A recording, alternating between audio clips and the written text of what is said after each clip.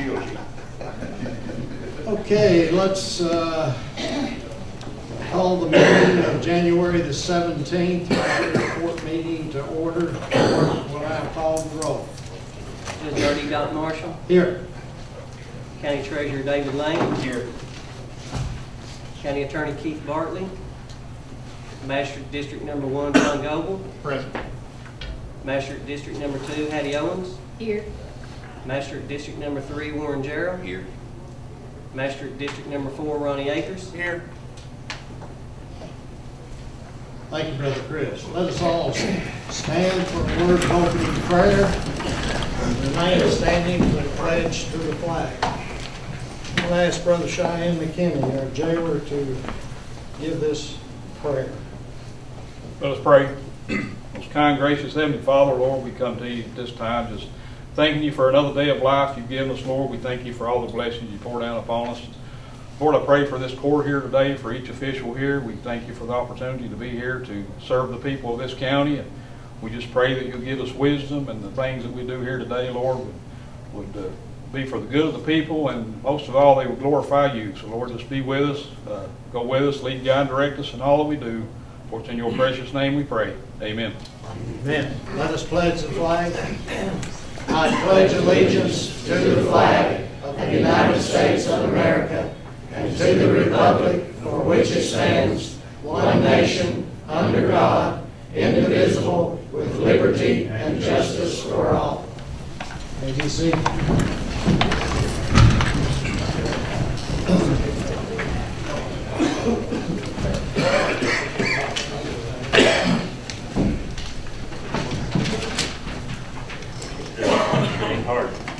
Okay. Article 5, approval of minutes. You've had your minutes. Are there any corrections or additions or deletions that need to be made regarding these minutes? We want to accept them as a whole, or do we have to do each individual day? Let's just accept all of those as a whole. I think the court owes Myra a big thank you because we stressed her out. You were to be that. I make a motion to accept them. Second. Motion by Magistrate Owens, second by Magistrate Goble. Clerk will call the roll for a vote. Magistrate John Goble. 4. Magistrate Hattie Owens. 4. Magistrate Warren Jarrell. Magistrate Ronnie Akers. 4. Article 6, our treasurer's report. Are there any questions concerning the treasurer's report? David, last month we had down Floyd County Solid Waste receiving $75,000, or giving us $75,000. This month, you told us it would probably be double. And I'll tell you exactly why. The deposit was done on the 31st day of December. After 2 o'clock, it showed up on January the 2nd instead of showing up on the 31st. I went and talked to David Tack about it, but he said it's just because they were closed on the 1st, January 1st, and not posted. So we only got $84,000 this time? It's basically everything except Southern Waters checks, what's basically showing up, but then next time it's falling in the next month. Do we have those? Yes. A deposit like $158,000. That deposit showed up on January the 2nd. So we are current. Yes. Right? Okay. I mean, as far as in January, I don't know if they paid January this year. We have to ask Sandy that, but you know that. Have they sent that check down, Randy? Not as far as I know. No, that's good. We usually do the latter part, so we will check on that now. Yeah, this afternoon, I'll call and check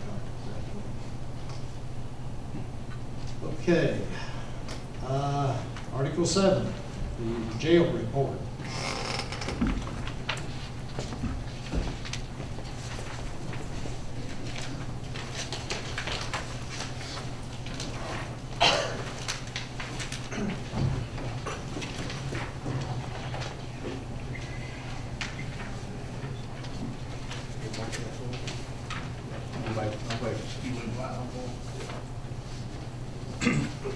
I'd just like to again say that You know, this month, we don't have anybody in Leslie County, so we've been a whole month without having anybody over there. It's holding down the cost. And from Treasurer's report on the budget, after 6 months, we're at like 46% on the spending on our budget. That's with the liability insurance and workers' comp being paid also. So we're at like $138,000 below projected budget at this current time.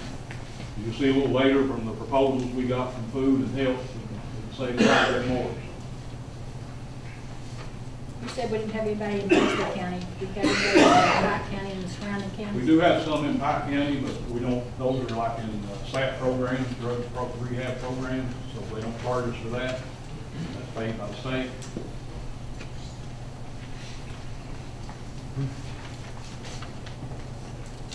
Any other questions regarding the jail report? Thank you, Shane. Thank you.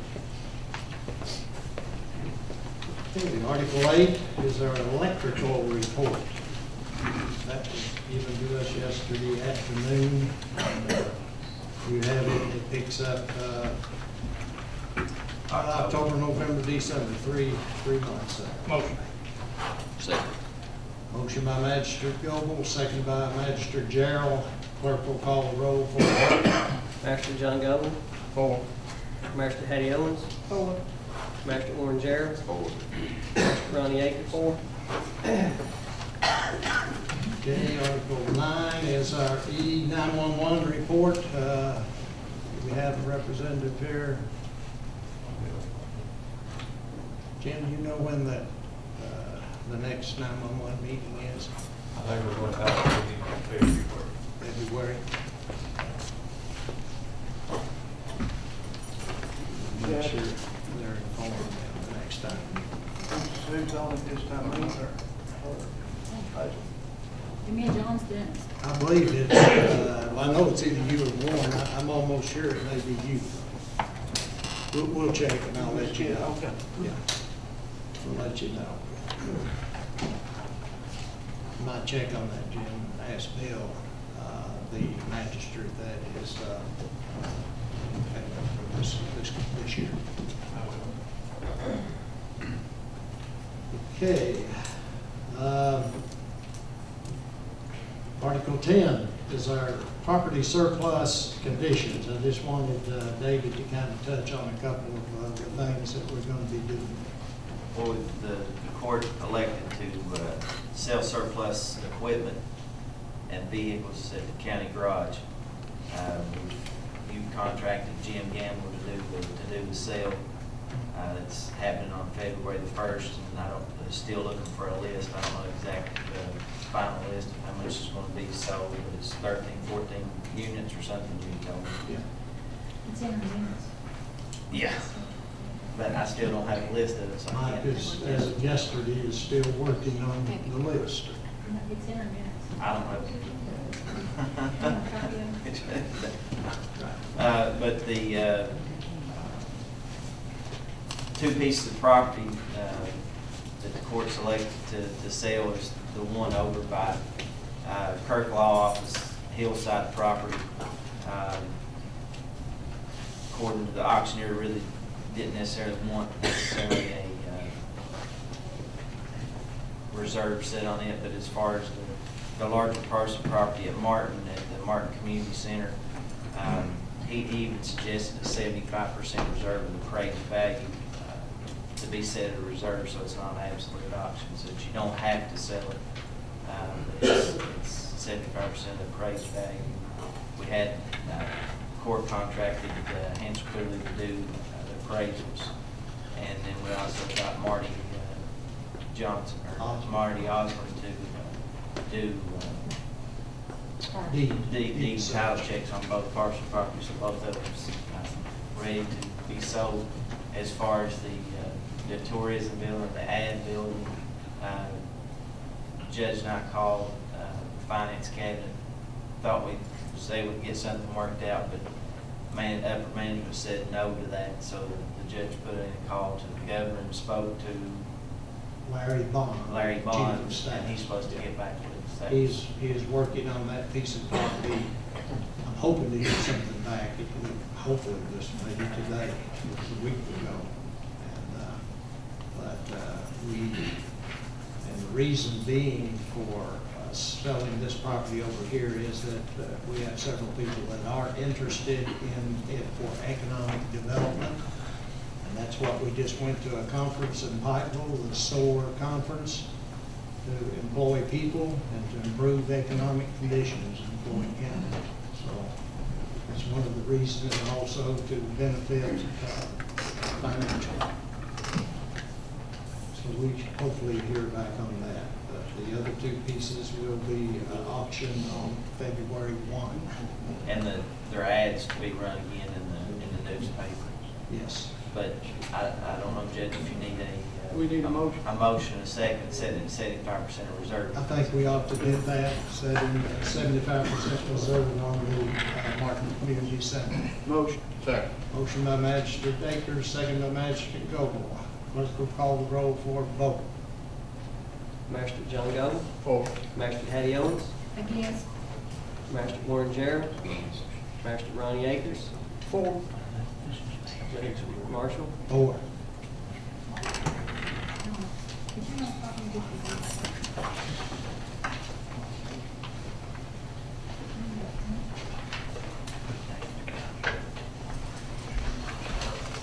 Okay.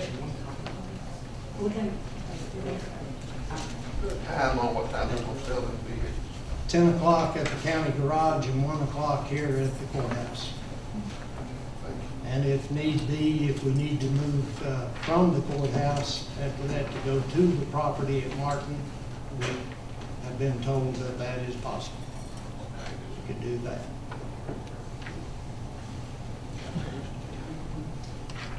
Okay, Article 10, Article 11. Under old business, Resolution A 14101, a contractor payment. You asked that we check with DLG, David and I did, and the time limit was not a reason for not paying this quantity. Mike, myself, Mr. Castle, and Mr. Bryant took pictures when we went out. We had those pictures.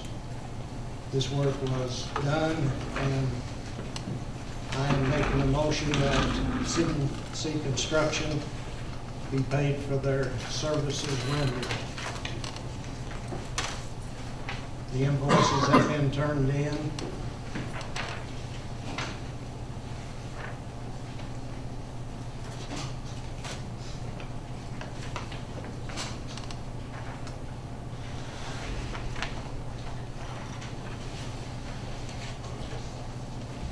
Do I have a second?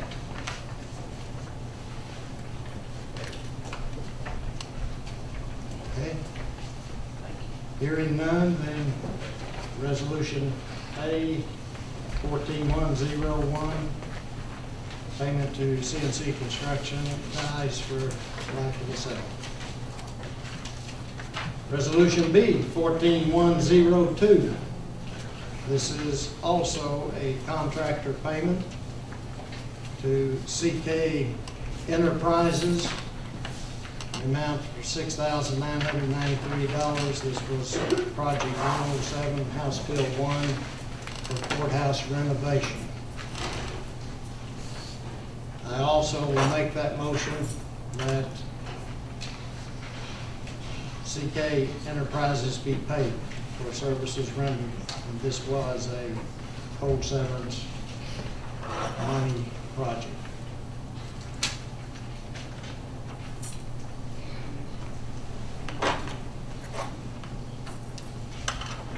Hearing none, that also fails for lack of a second. Let us move on. Artie? Under old business, I think a couple of months ago, we said something about getting quotes on insurance to compare them a little bit to see what the prices was and stuff. But it was brought to my attention, I'm not saying it, that it was put in the paper to bid our insurance. For a February meeting, Can we can't bid it. I think I was gonna ask Keith, because the insurance we've got now is good through July 1. Yes, that's correct. And there was never a motion, there was never no action from the court. We just said That get needs to be quotes to rescinded. compare it to see if we can save money or not. That's exactly right. We were wanting to know if there were better prices, better figures. Well, and that's fine, we still want to do that, but we don't want to, these people, a lot of them have already paid their deductibles, you know, Sure. up to this point, and we don't, there's no need. Yeah. I know that, they said the paper said it was, for a February meeting, they would be accepted, so, we can't do that. There needs to be something printed in the paper to rescind it. Yeah. That's exactly right. So, these are just asking for quotes from other insurance. Well, I mean, that's what we said, was quotes, to see if we could save some money. But it's been listed as bids. You just change the paper quote for the quote. Instead of bids, should say And quotes. the date needs to be somewhere in July. Well, here's the kicker to that with your health insurance is, I believe that you have to give your employees a 60-day notice if changes of benefits, so you have to probably make a decision made for the insurance carriers that I've talked to. We never had it before. You got the Affordable Health Care Act now. You got your president telling you what. Yeah. There are some different rules under the Affordable Health Care. That's your president. No, I'm right. I'm playing. We will have them to address that and tell them that it's strictly for. On their old business too, their gas bill, tickets together, we need their numbers reinstated, because we can't call every time we need a bill for gas. I think you can call, because I ain't said it in the no thing way. is, Warren, the Department of Local Government actually confronted us that any purchase, I don't care if it's $5, $50, it's $500, that you have a purchase order for each purchase.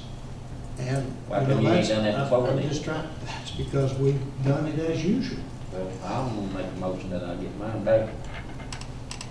You still have your PIN number. That's all I wanna use. I All don't have you to have to call and do wait is- mine to get no PO, I know. you can't get no. My man said he had made 5 calls the other day on his cell phone, his personal cell phone, to the judge's office to get a PO. So it took him 5 calls to get it. What time did you call? It was early, it was in the morning. When there's snow and ice on the road, and we got men sitting there, my men was sitting there from 7 o'clock till the morning, because they wanted to get an early start. I mean, there's no one they can get a hold of. So I'll second Warren's motion, that we need to reinstate those as they was to each magistrate, each district. That way we can take care of it. Okay. Just let me say one thing. Lois, you don't have a voice in it. I'm the one that's taking Yeah. She's care the one of that I this. authorized to Yeah. get the And I'm the purchase. one that's doing this, John, so I think I have, you brought it up, so I have a right to say, tell you what we're doing and explain. Okay? I think we have a motion. As of and a right second. now, every bit of gasoline that everybody's purchased, not just you all, we can look on our books and tell you exactly how much money's out there. We don't have to wait for a month and a half down the road to see how much money we need to set aside for gasoline. Can't you call daily up there and get Sure. your, at the Well, right end of here's the day, easy. Well, all we you got got to do sheriff is said, how you call? handle your I gas, did sir? call. I did call. How do you handle your gas? Credit card. Okay. Does DLG call and tell you that you have to call and go through 3 people before you can get a gallon of gas? No. Okay. I know the, Now, Lois, it's just your games, and I'm tired of You it. heard DLG. We got a say right motion, we here. got a second. I don't care, John. You- It's not my That's games. what you're- I'm just simply keeping up with it. It's not We're my trying call. to establish what they asked us to do. That's your all's games, and we know better. John's got a motion, or Warren's got a motion, let them do it, let them do it. I mean, she can call at the end of the day and get the total. No, I can't. Well, I No, I can't. They can't. don't do it that way, but you've all got a motion, You I'm can on have a the motion. go. It's total like it's always spending been. with open POs without having any idea how much money's out there. And DLG. Hell, Lois, said you right got here, people come said we on. had 4 years ago. I mean, that's nothing bothered before. But can't we just call in when we get fuel? You do If call we, in. I know that's what I say, but It's going now, very smoothly. I mean, I don't know, from the time you call in and by the time your man gets to the station, your number's activated and all that man has to do is punch it in. It doesn't, and I've never not been able to get a hold of the man that activates your number. He leaves it I don't know who you're activated talking for to. We enough stood there time 30 for minutes everybody to the other get day them trying to get get hold of the gas. What time, John? I mean, From 7 to 9. if you need, and we, you know, John, That's everybody okay. knows, Let's if let they need them- money and need gas at 7 o'clock in the morning, they go get it in the evening. Yeah. I mean, it's not a problem. You say what you want to, it's not a problem. They want to have a motion, I'm gonna entertain that motion. But when they come and ask us, I want it, that I will document it and it will be reported. Okay, what is your motion now? To reinstate our PIN numbers so we can be Okay. connected to the. Yeah. We'll still have to okay that. And you're making a second? Yeah. Motion by Magistrate Gerald, second by Magistrate Goble to, To buy gas without a PO number. No, we didn't No. say That's it. what you do. You call You have in, a PO you number call monthly. every month, a Same PO as into all every that. company, and we use that same PO the whole month That's the way it's always. for each What's all- district. Or issue the credit card if you all pay the bills on time like you're supposed to. That's not- Fleet One would work. I don't know what the PO that number was- all right, we have a motion You and wanna a argue that? second to reinstate we'll say, One. we'll say. That's it. Fleet One, they wouldn't pay it on time. Yeah. There's no way you keep up with your finances. That's what's going on. Motion and a second. Clerk, call the roll. Master John Gobles, 4. Master Hattie Owens, Four. Master Warren Gerald, Forward. Master Ronnie Akins. what's this for? Is this each So you can get to gas. get a PO? You don't have to call anymore, just, we were having to reinstate your PIN numbers, you all just spend what you want to. Not you the call- entire county, the road department. What's the I mean, difference? we have to have stuff to work with every day. What's the difference? I mean, the other people need it too. Other people. We're trying to do the same thing for everybody. The other people are not out here midnight, Judge. They're out, Yeah. yes, some of them have to be out like Who are they? dog warden. If there's an urgent reason for him to go out, he goes out. He is a salary, I mean, there's no reason why we should do it just for the road if you don't do it for everybody. Who do you Everybody call to has get to hold know. of him? John, have you been out midnight? Yeah, Have you been called to go out midnight? yeah, No, I'm talking to him, the guy. He said no. yeah. Well, not And yet, he's not going to be. but you don't know that. Anyway, we'll just reinstate it for all, and then when, No, the motion was to reinstate it for the road trip. I've seen about my house at 12 o'clock at night. Yeah. On the road. okay, clerk, call the roll. Did you It's Ronnie. Well, Ronnie was asking a question of who you're reinstating the. Just for the road crew? Road just, department. just for the road department, rest of you. Okay, Did you vote? Okay. Article 12, under new business, resolution 14103 is your transfers. Any questions? David is here to answer them.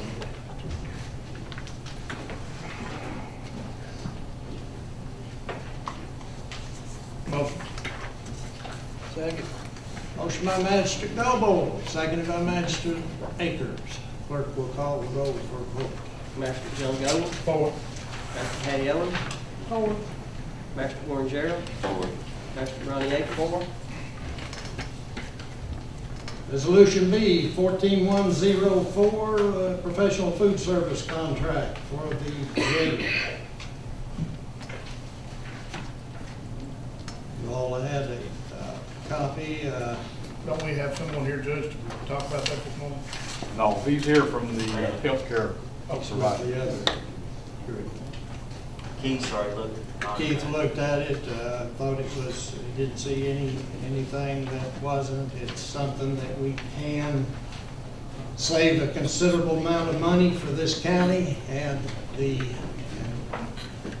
situation is such that, Cheyenne, correct me, but if we can terminate at any time. But if we terminate, we've done away with our cooks and stuff at the jail. We have to hire more people back, or We've what? only got. Annie, I've only got one right now. We're hiring her.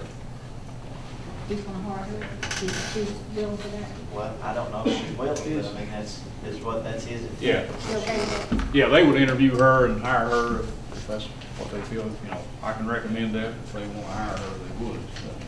But she would be working for them and not the county. And this don't interfere where we have accepted bids from all these food service people from July 1 to June 30th. No, this is a professional. For professional service, food really, service, you can do it without a contract. Same as what the medical, right, I wonder what you said, other counties have even done the medical without the courts approving it, professional service. But he's just wanting to push it through. That'll be hot, So what you all got a voice in the motion too, trying to save money. Most of them are hot, John.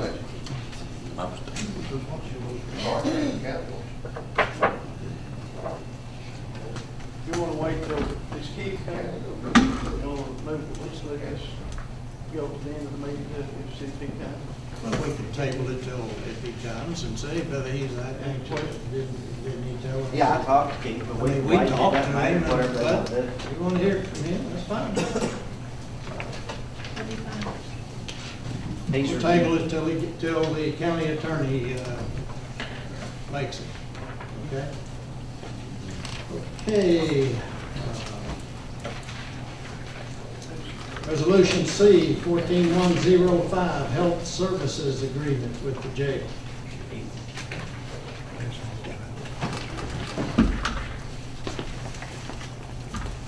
This is also just another way to try to save it. This is Mr. James Kemper. He's with the Southern Health Partners.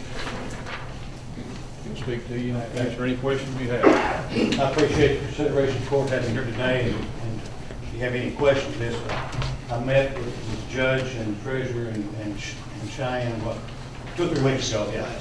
And anyway, we went through this thing, and you are spending an exorbitant amount of money for medical.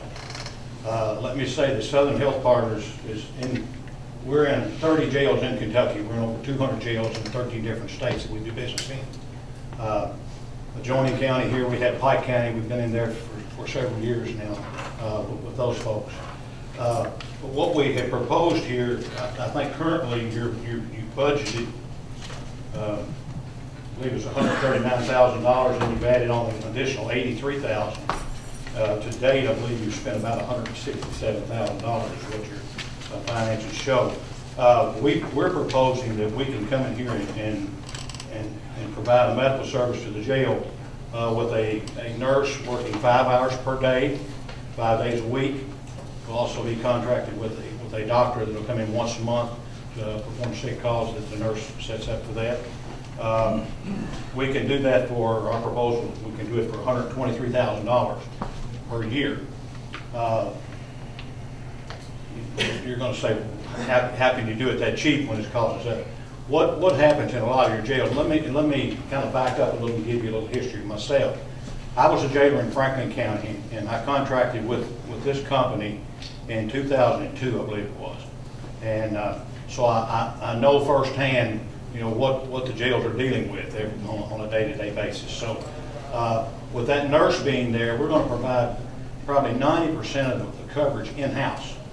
So we're going to stop most of those transports that go outside of the jail, those ambulance runs that are so absorbent to you guys. We're going to reduce those by a great deal. I did check with, and we talked last month about the ambulance service. That does fall under Medicaid. So we'll be able to ascertain the Medicaid rates for those services, which is going to be a big savings for you guys. So,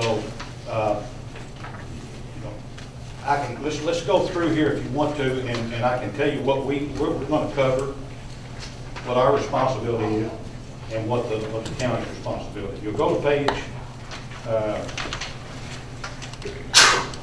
in your proposal. Go to page 5. You'll see there a listing of categories on the left-hand side. And then following that, we've actually looked at two options here, but in talking with the judge and the jailer, I think option one is probably the preferred option to use. But the nurses' wages and benefits, that's Southern Hill Park's responsibility. We pay for that.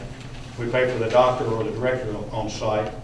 Policy and procedure development we also pay for, and medical supplies we pay for. Minor equipment over $500, if we request it, we pay for it. And, okay, if the county requests it, then the county we pay for it. Repairs to existing, that's the same thing. If it's ours, we pay for it. If it's yours, you got to pay for it. Okay, over-the-counter medications, we pay for that. Lab procedures, we pay for. Office supplies, folders and forms, travel expenses, we pay for all of that. Now, the phone lines and phone calls in-house, that's the county's responsibility. Publications and subscriptions, that's our responsibility. We pay for those. Any necessary license or permits that might apply to the jail, then that's the county's responsibility. We pay for our nurses and our doctors' licenses. So, okay, medical hazardous waste disposal.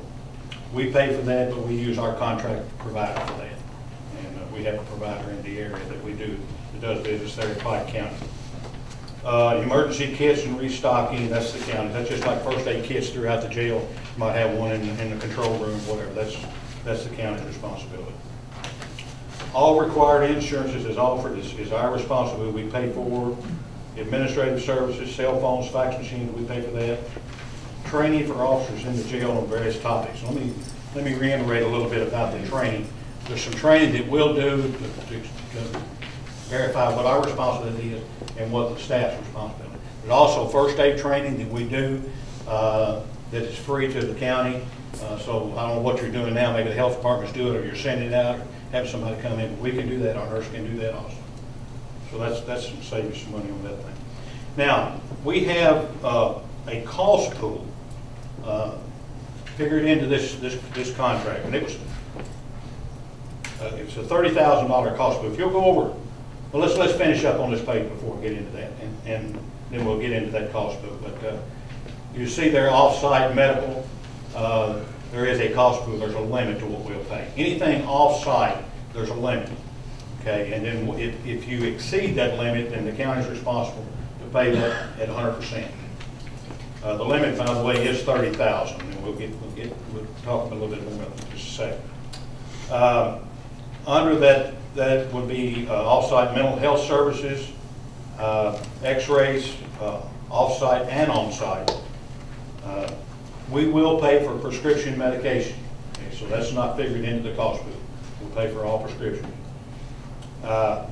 with the exception of HIV and AIDS, renal failure, hepatitis, cancer, muscular dystrophy, multiple sclerosis, and Crohn's disease. We will not pay for those medications, okay? Or they will fall within. Let me back up. They will fall within that cost pool, that $30,000 pool. And dental services also fall within the pool. Okay. Okay. Page 6 is the actual cost of the service. The basic compensation is $123,000 per year. That figures out to be $10,250 per month. We do have a per diem. If we go, this is based on 120 inmates. If you go over that 120, then we have a $1.25 per day per diem figured into that.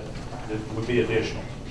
That is figured on a 30-day basis, because we realize, you know, on Monday morning, your population is going to be higher than it is probably Monday afternoon or Tuesday, because you've got weekend traffic that's coming. So we figure that on a 30-day basis. Let me ask you a question there. Yes, what sir. about the ones like we have, say that we have some Leslie County, Pike County? They are, well, You know, sometimes we have to pay their medical, you know, in those other counties. But, you know, okay. You should not be paying other counties medical. I don't know what, if you have a Pike County inmate in your facility, then No, Pike I'm County. talking about if we have our inmates in Pike County jail. Okay.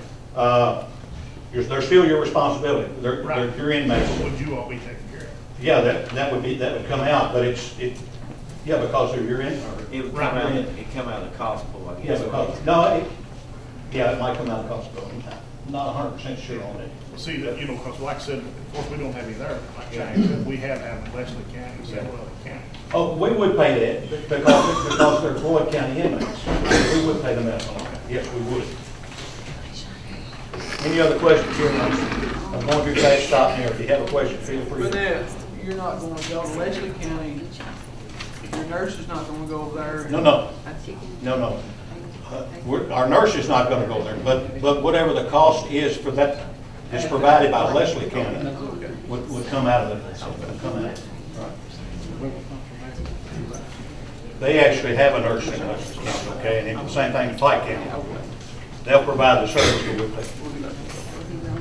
Okay, we do have a 2% increase after the first year, and that's just pretty much cost of living type thing. And I will tell you personally that may be negotiable. Okay, so, but don't tell corporate I said that. We could usually negotiate those terms. Okay. Any questions to that point? Let me reiterate, or let me tell you a little bit about the insurance, okay, that we provide. Are we liable for everything? No, that's what I'm going to tell you. You're going to like this because we named the fiscal court members and the jailer, and indemnified you all, hold you harmless on the medical practices in the jail.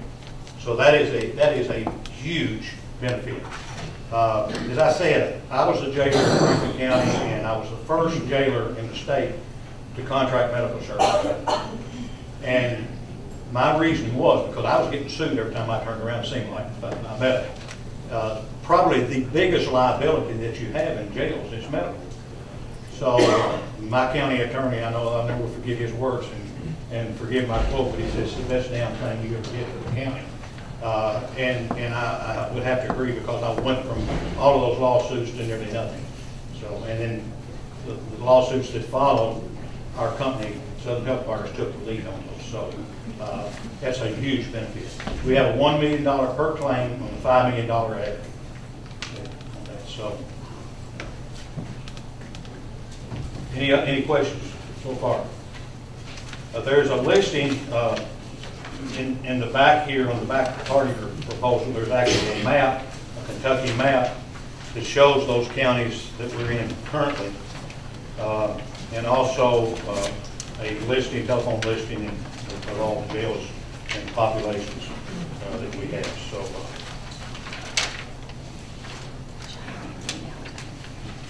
you all, as I told Cheyenne, you need to stop the bleeding. I mean, you all are spending a lot of money here for medical, and I feel that we can come in and we can stop it.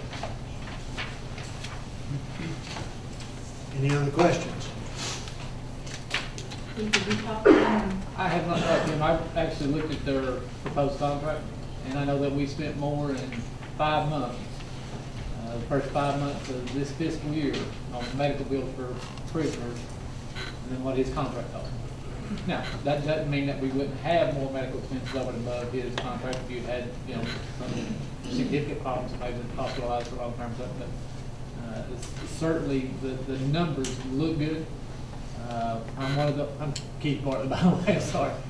The one thing that the lawyer in me always kicks in, and y'all heard me say it in many other contracts, is I always love the escape clauses in case things just aren't what they look like, and that's a period of time within which to say, we've decided we don't want to do this.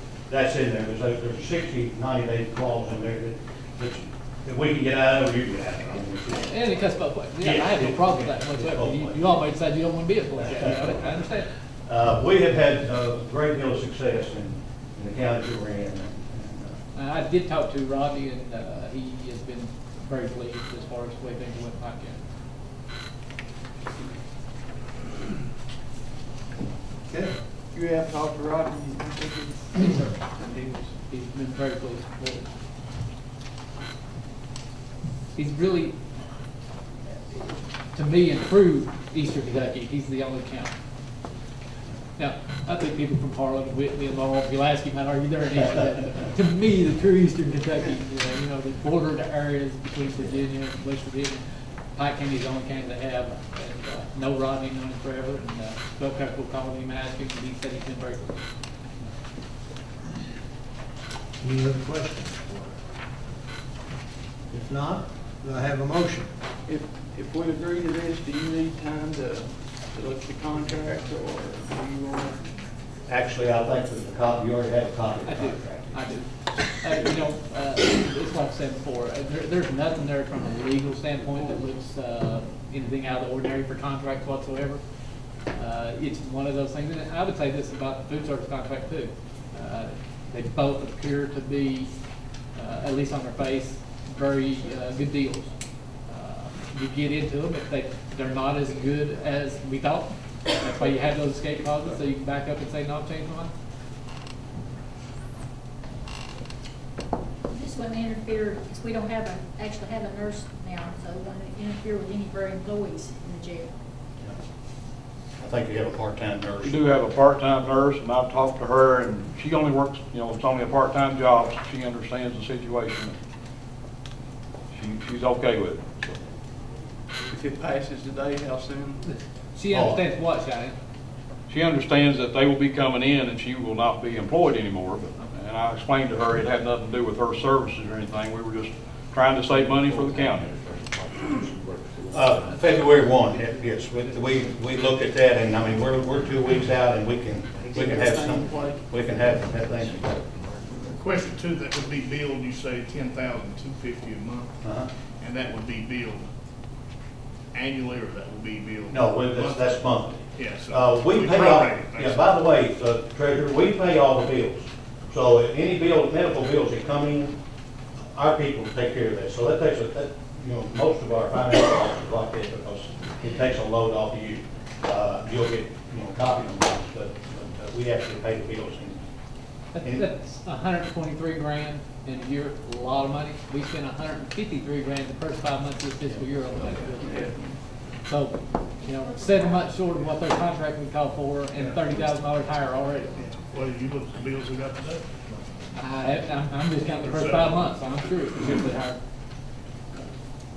Motion. Motion by Magistrate Goble, second by Magistrate Akers. Clerk will call the roll for vote. Master John Goble. Four. Master Hattie Owens. Master Floyd Gerald. Master Ronnie Akers. We want to, at this time, back up and we tabled a minute ago, Keith, so that you could be present to inform the court that the food service was also.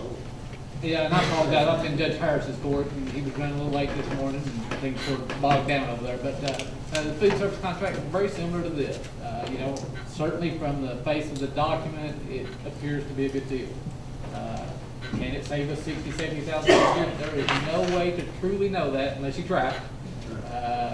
If it saves us half that, that's $30,000 or $40,000 we say. So, to me, it's worth the effort. You do have an escape clause. If you get into the deal and it's just simply not going as well as we thought, you always have the opportunity to back up. Okay, let's back up to for the table and bring it back off the table of Resolution B, 14104, the professional food service contract. Do I have a motion?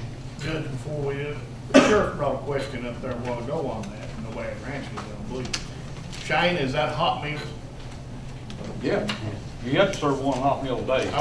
I know he had asked that. I just much we answered. Yeah. Motion. Motion by Magistrate Goble. Second. Second by Magistrate Akers. Clerk will call the roll for the vote. Master John Goble. Four. Master Hattie Owens. Master Floyd Gerald. Master Ronnie Akers. Resolution D, 14106, changing of position and statuses at the jail.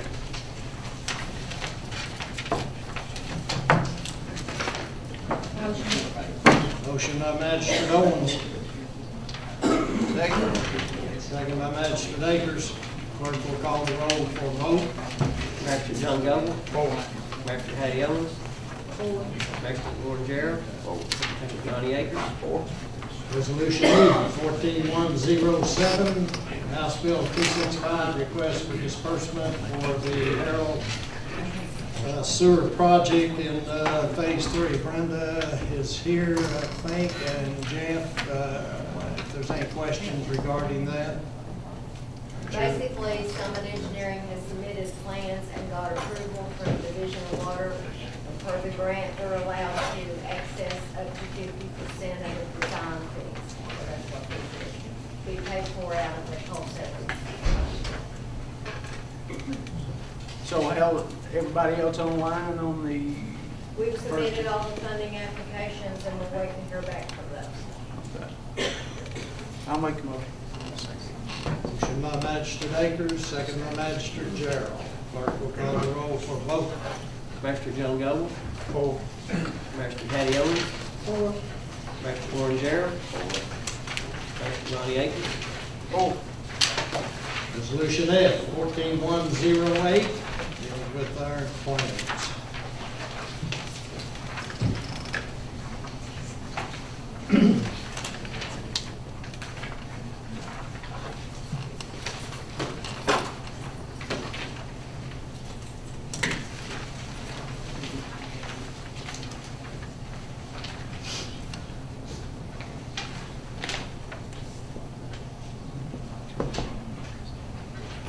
I noticed some people, like this Wells group on here.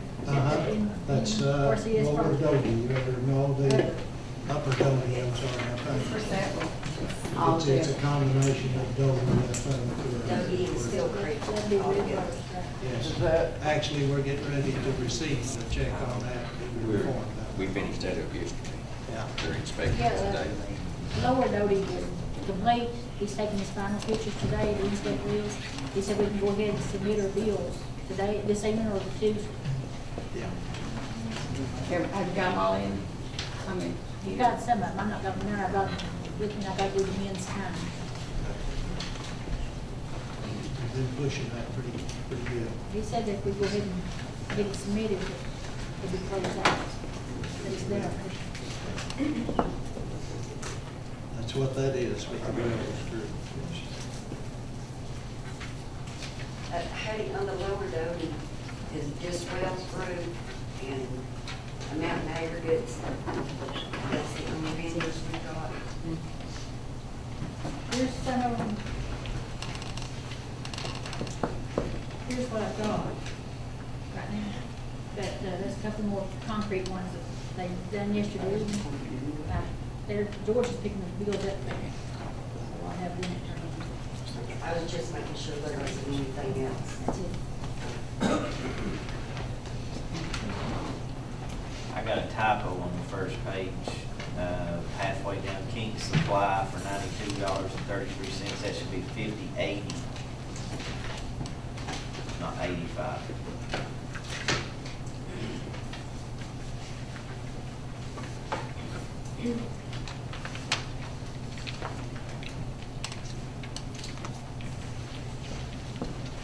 Anything else?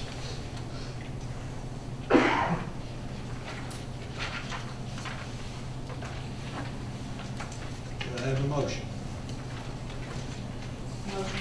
Motion by Magistrate Owens. Second by Magistrate Akers. Clerk will call the roll for a vote. Magistrate John Goble, Four. Magistrate Hattie Owens, Four. Magistrate Warren Gerald, Magistrate Johnny Akers. four. Okay. David, hand me that. Yes, citizens.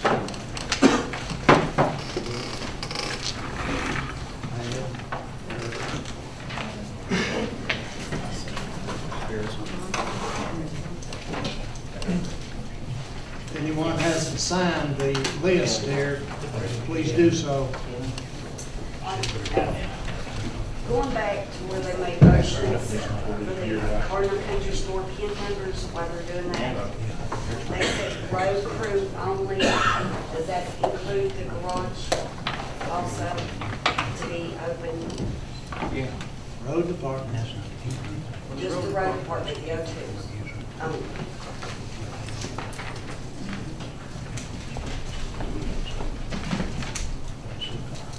Okay, everybody signed?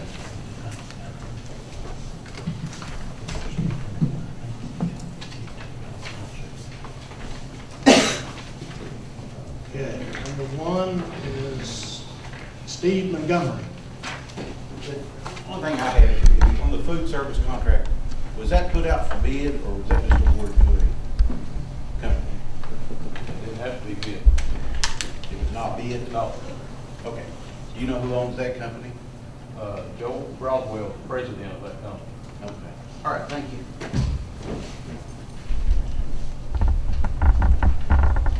Next is Mark E. McKinney.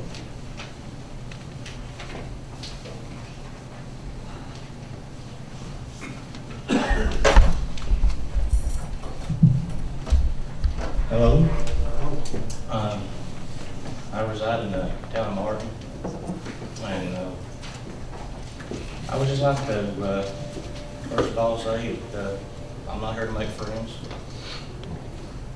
I frankly don't care what you think of my opinion, what you think of me, whatever.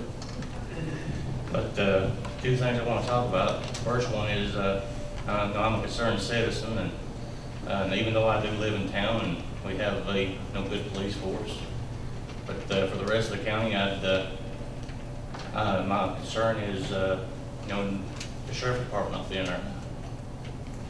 And well, I'd like to thank y'all for destroying that night patrol and everything. I'd like to thank y'all for that. And I hope y'all proud of yourselves. And it's been said, call 911 at night. Well, from experience, myself, my family, and friends, and neighbors, 911's a joke. You call them, and 9 times out of 10, they won't even show up.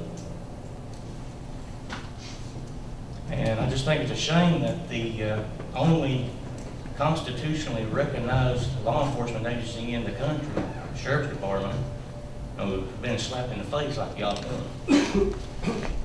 I think y'all are just trying to destroy it. And but y'all don't seem to care because y'all seem to want to keep your wallets fattened real well. You're sure going to keep everything for yourselves, it seems like. And so I want to thank you for that. On behalf of the citizens of Floyd County for putting the people in harm's way at night. The second thing I want to talk about is, misuse of power of the magistrates and members of the court. And me and my family have been trying since March to have a cemetery access road, which was adopted into the county when Paul Hunt Thompson was judge executive. And it's been blacktopped over the years and things, but it's beginning to breaking off pretty bad down by the main road, and the over the drainway, the bridge area is a little small bridge. When it was first paved, and I don't know why it was ever done like this, they put in railroad ties and tin, and then blacktopped over. Well, that's now, other than down at the road breaking off real bad, the tin is rotting through, and the wood railroad ties are rotting through, and it's beginning to fall into the mill. Been trying since March to get that took care of, which is in Mr. Warren Gerald District 3. And family has called and left messages and asked. Still it gets put off. I don't know why.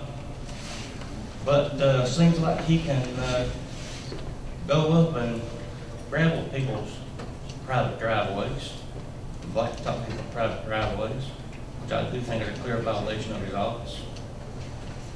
And nod your head. Where did I blacktop at? Well, Hancock Hollow for one. County road system. Well, I'd like to see that proof.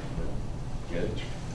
And I'd also like to understand why that cemetery access road hasn't been fixed. I went up and looked at that road. As soon as we can afford to get pipes, I've already got them put down to put pipes in.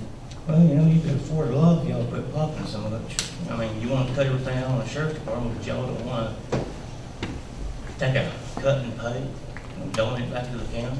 And a good man in Perry County, it was mayor of Hazard for over 30 years.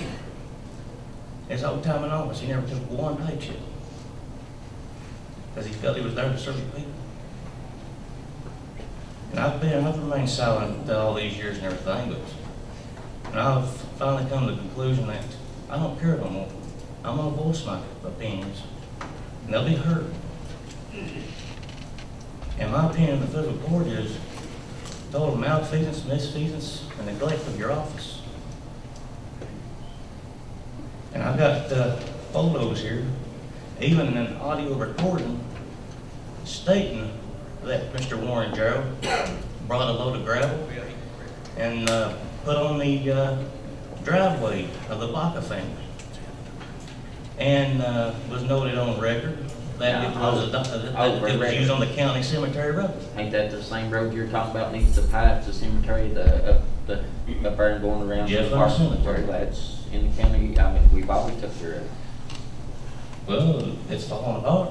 Like I said, as soon as we get the pipes, I've already got it put in. As soon as we can afford the pipes, I'm gonna put them in. Want to explain why that load of gravel was dumped on that driveway and then it was put on record it was used for the cemetery road?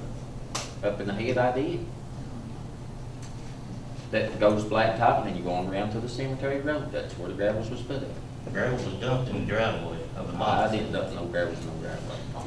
Got a recording right here, my sister calling my house. I can't help what you said. Oh, you got an answer for everything, don't you? No. You're a sack of garbage. I mean, you're talking about the same road. If it's a private road, then you're talking about the, you know, the ties and the blacktop. I mean, you know, if you're hauling it private, you know, for the cemetery, then, you know, why you want pipes put in for? I ain't talking about pipes. Well, that's the same road you're talking about. I'm talking about the road that goes up to the hollow there, the Jeff Hunter Cemetery. Go right by the... Breaking off down the road, main road. I looked at it. And it's falling in that the little access bridge that goes across the drain. There was a drain promised to be put in, it was promised to be fixed, and they ain't seen nothing done. We just ain't got it to work with. Well, you can do a lot if y'all try, but We are trying. not in my eyes, not in a lot of people Floyd County's eyes. All you want to do is do things for people you know, little favors, I guess, so you can stay in office. And I, for one, it makes me sick that y'all abuse your power like that. And if one's doing it, chances are others are doing it. And if you want to see these photos, you want to, I even got it on CD, if you want to take it and listen to it, you can. Be more than happy to give it to you. Because I've got other copies that I plan on sending into the state. I'm not going to let up. I want to demand that the state come in. I'm going to demand that they turn this county down to the foundation, get to the bottom of what's going on, and rebuild this county stronger. Because it seems like the current administration ain't trying hard enough. All they want to do is demonize the sheriff's department. Sir, I've heard about all I can stand from you, sir. Well, I do believe I have a right to be heard. I'll just be honest here. Here you're talking about you're wanting a road fix. It was adopted into the county. You're wanting a road fix. All right. And then you're talking about the reason we had to cut the sheriff's department because there was no funding.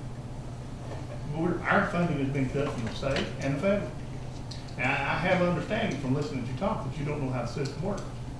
But if you'll do your research, you'll find out that we've lost a lot of cold service money that comes in this county. But you're all unwilling to give up your pay or even donate, have you pay back into the county? If you'll check the state law, and I think if you'll ask the county attorney, and like I said, you do your research, son, state law says you can.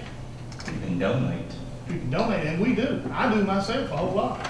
If you'll ask the sheriff sitting there outside, how many cars, ask him how many cars I've loaned him over the years at no charge. And when you get your facts straight, get your head somewhere besides where it's at. You know, because Pulling out your ass. there you go, that's what you're doing. So, I mean, you get your facts straight, son, before you come to this court. take them if you want to give them to me. Look at it, there's a lot of something on about that. Okay, next is Phyllis McKinney.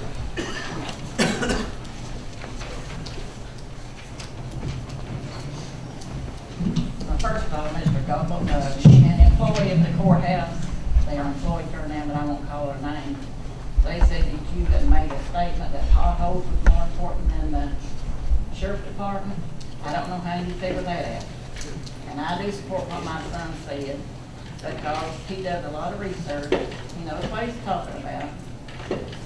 And the road we're talking about, Mr. Gerald, I think the judge and his wife, they drove up over there one day, because my daughter called me and said that you stopped in front of their trailer, blowed the horn, and her husband opened the door and said, you said, where you want these gravel dumps? The home. And no, you didn't dump in the head of the home, you dumped it right in the driveway. Doc knows where it's at. Him and his Well, they wife go went up there and and seen look, it. they're at the head of the home. No, they're not. They're right. All right. If you look at these pictures, you can see it's right I in her look at it. I trail. didn't. Is that not right, Doc? Is that where the gravel are dumped? That's where they look. And why that's where it's at. Well, like I said, And the you're saying the road, county vehicle dump gravel on there. yeah, you dumped the gravel right on there. Cause right here's my grandson knows it. And him and his dad was the one had to scatter. And Well, look at that it. road is, don't get smart. I'm You just ain't telling you, I smart, don't you're have trying to be any fast. That's what you're trying to do. You're trying to be fast. No, I'm just You telling went you. out and gravelled Harold Spears' driveway. Because he said that was his cousin, you were his cousin. Gravelled his mom's driveway. All right, go ahead. Okay, and where you had your big rally at, when you was campaigning, they must be 50 or 60 ton of gravel dumped on private property. I didn't Up dump there. it there neither. Well, must have been a little man from up above. That same holiday he's talking about, we blacktop. No, yeah. Yes, it is. Well, I want a copy of that showing that it is belongs to the state. That's what I He's want. going to put it down for blacktop, he owns it. Well, if it was, fine. Mr. But this road we're talking about to the cemetery, it was adopted out into the county. I was the one done all the paperwork. We got Paul Hunt Thompson was too. And you're one that picked. He goes to the cemetery. Well, evidently the potholes are more important to you than the sheriff. That's damn right. Well, that's what you just said. No, you're the one said that, You're not the one me. saying. You're not me, That's what you're saying. not me. No, I didn't say it. When you leave off on Route 2030, it's breaking off there. I think you even, after that road was blacktop, you even went up there and talked to my son-in-law about it. I talked to Bob, Yeah, that's that's all I heard talk to. And it was breaking off there.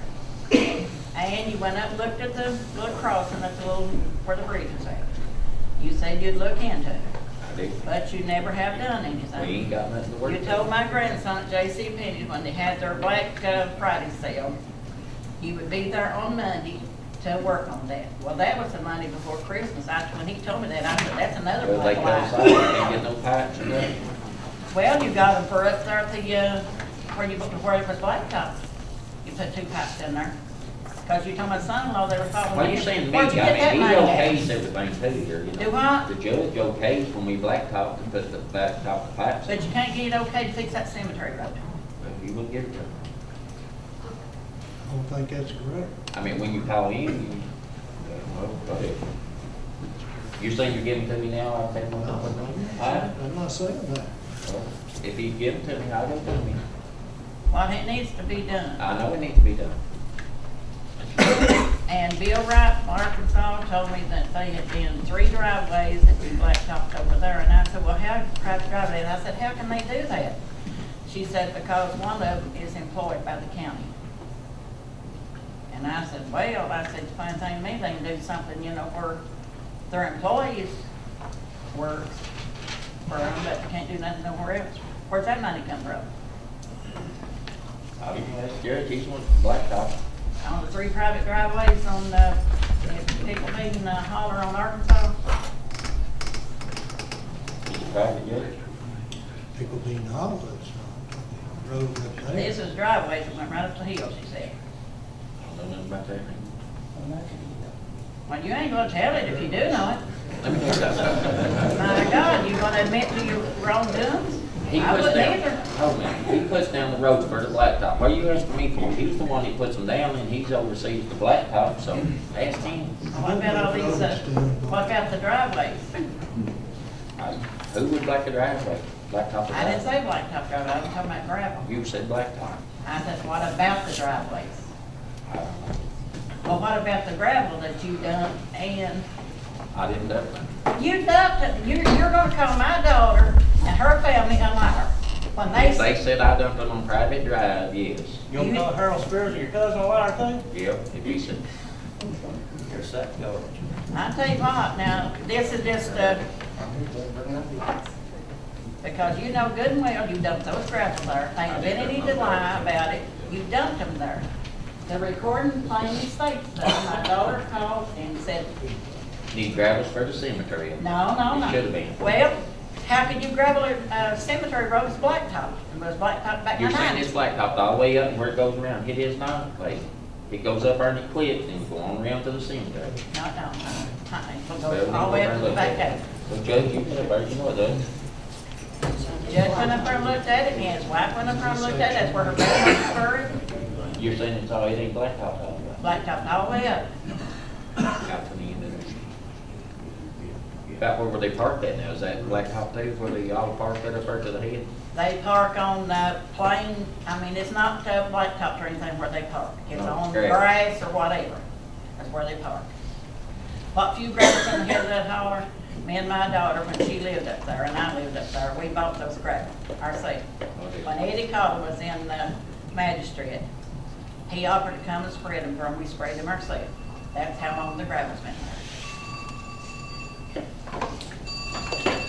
But Keith can listen to the recording, because my daughter called me and said, have you got a hold of that Gerald man, or have you heard of that Gerald man?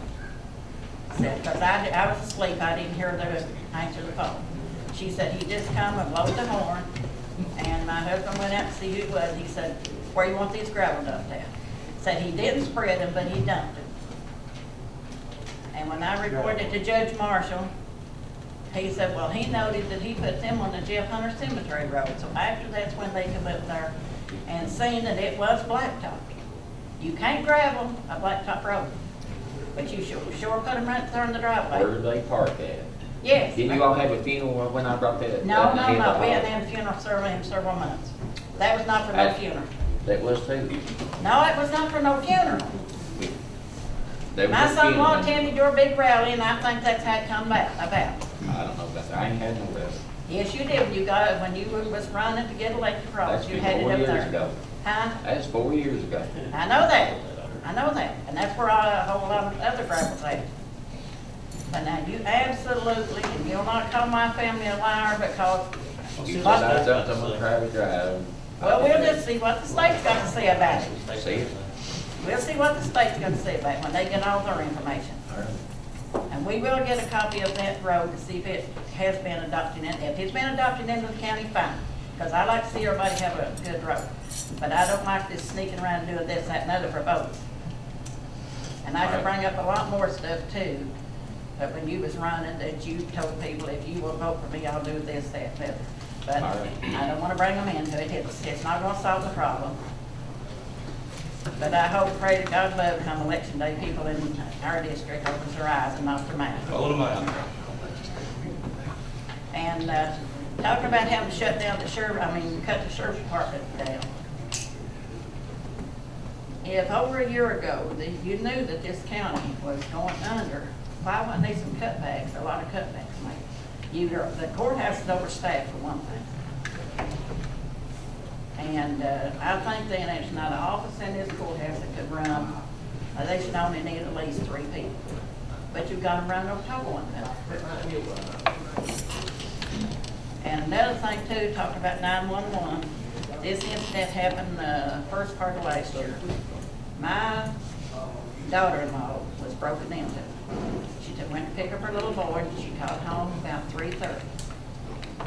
And between me and them, we called 911 5 times. This went on from about 20 to 4 in the evening till 1 o'clock in the morning. They kept saying, we'll be there, but they never did show up. Now, I've got two signs in my window that said, I don't dial 911. Somebody comes to my yard, probably, they better state their business, or I'll send them out to funeral homes, or I'll send them. I'm not fooling with them. I'm not fooling with no 911. The 99 cents we pay 911 should go right here to the sheriff department, not to them. I know we've got a lot of good city police, a lot of good state police, but I think it's a dirty shame to put, I mean, yeah, it's cold weather now. We're not having no crime. Like, we're going to have warm weather sets in. And when warm weather sets in, it's going to be pathetic.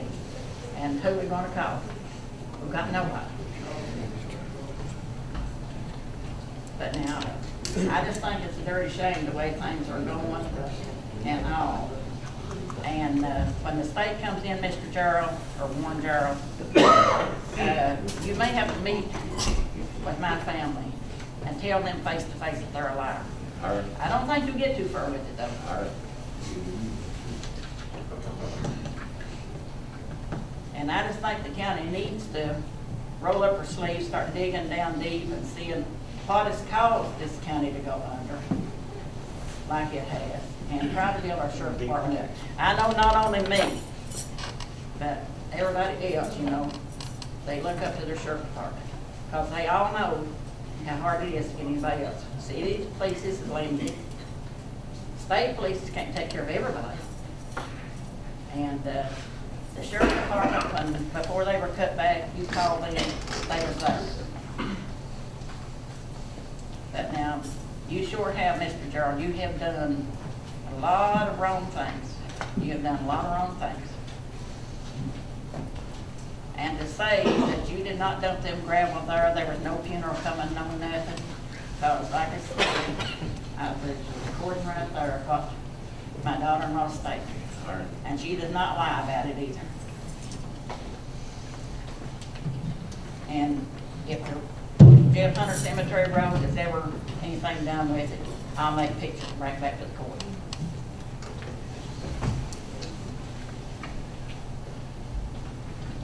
Okay. Mr. Kenny Stone.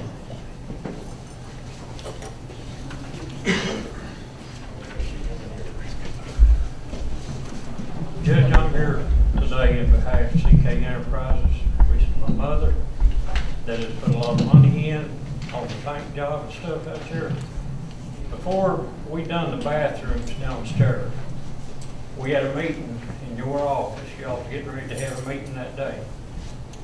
Magistrate Ronnie Akers was in there, and I come in and asked you because you wanted a contract fixed up.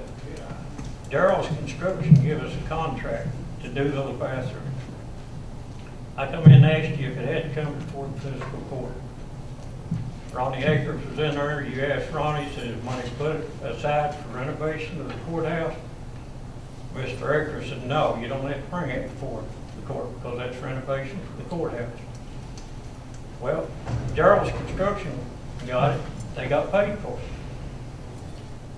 On this down here, when the contract was laid on it, then it went to Frankfurt. It was approved by Frankfurt.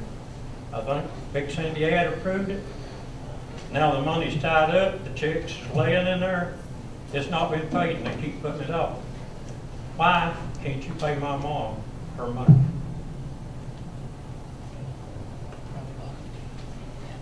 Mr. Stubble, I think we can let our county attorney, I think he addressed that before he won. He's not addressed it, maybe. We did address it in a fiscal court meeting. In that fiscal court meeting, Judge Marshall said that was your company, not your mother's. And quite frankly, they can't contract with a county employee to do work. They can pay you overtime for the work that you did that weekend. They can't pay you $7,000 for the work you did in that weekend because you're a regular county employee. You get a regular county check. It's against the law. But it's my mom's company, it's not mine. I was here overseeing the job. Well, the judge we said had two other people. The judge said it was you. The judge said it was you in that fiscal court meeting. He made a mistake on the name, but it is her company, it's her money that she has put in, and I'd like to see her get her money back. Did you ever make a bid for this court? Not in the court, I didn't, because it's the same thing we talked about with Ronnie Akers. No, It did not have to come into the. I'm talking about the yearly bid, you know, just like every contractor. No. What does C&K stand for? Just her company. What's your mother's name? Christine. And And what's your name? My name's Ken. I imagine CMK is Christine and Ken. My daddy's name's Ken too. I understand. You know, y'all do what you want to, but she's advised me to the court that she will bring a lawsuit against us. That's what she should do. Judge, I have a question on that. I've got a little confused. So you give a contractor was awarded the contract to do what? What did they do? Paint? No contract was awarded, no. Okay. It was, Somebody had to have the contract in order to do the work. There was no contract. He mentioned Gerald. What's he talking about? I don't know what he's talking about. I'm talking about this foyer area out here. Kenny and some other folks painted and did some other work in this foyer on the weekend. Do that, Kenny, or hired your man to do that? The court order. Not the court. not the court, the judge. I gave a professional contract. It was under $20,000. Okay. But he's a county employee, and that's why you can't do that. Why did you bring Warren up there? He brought me in, he brought me in. It wasn't. No, I mean, why did you say Because Gerald? they had done, his brother had done the contract downstairs. And it didn't have to come through the court, so he got paid You're talking about- $20-some thousand for doing the bathroom. Okay, but you didn't have nothing to do with the bathroom. You were just painting, right? I done the painting, done a little bit of electrical work, and done the stripping of the steps all the way down from the third floor down. The way he said it, I thought he meant it was subcontracted out. As a county employee, if he works that weekend, he's entitled to be paid overtime. Right, I understand That's that. what they should pay him. Yeah. But they can't give him $7,000 as the judge wanted to do. All right, thank you.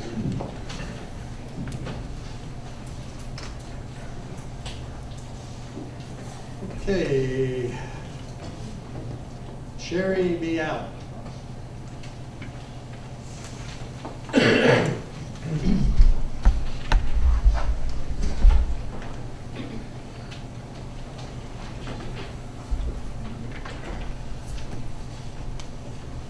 It's actually Sherry R. Allen. Oh, all right, I'm sorry, Sherry. I should know. I am here representing my good neighbors on Route 850. So what I'm going to do is read you the petition, which will make it much simpler than me rambling here. Is that turned on, Sherry? See if that's on the bottom. See if it's- Is this fine? Can you There you hear go. me? We, the following residents living on Kentucky Route 850 and surrounding areas from the top of Hippo Mountain to Kentucky Route 404, do hereby petition the Ford County Fiscal Court and Southern Water and Sewer District to permit said residents to receive water from Prestonsburg City Utilities. This petition is necessary since Southern Water and Sewer has demonstrated it cannot provide a reliable source of water for the citizens within its jurisdiction. We respectfully request that our water bills come from the Prestonsburg City Utilities Commission, not Southern Water and Sewer. All consideration given this petition is greatly appreciated. We have approximately 150 petitions here, which means that's 99.6% of all the people that live in this area. I have some neighbors of mine that I know want to speak, and so who would like to go first? I have Missy Allen down next. Missy, are you?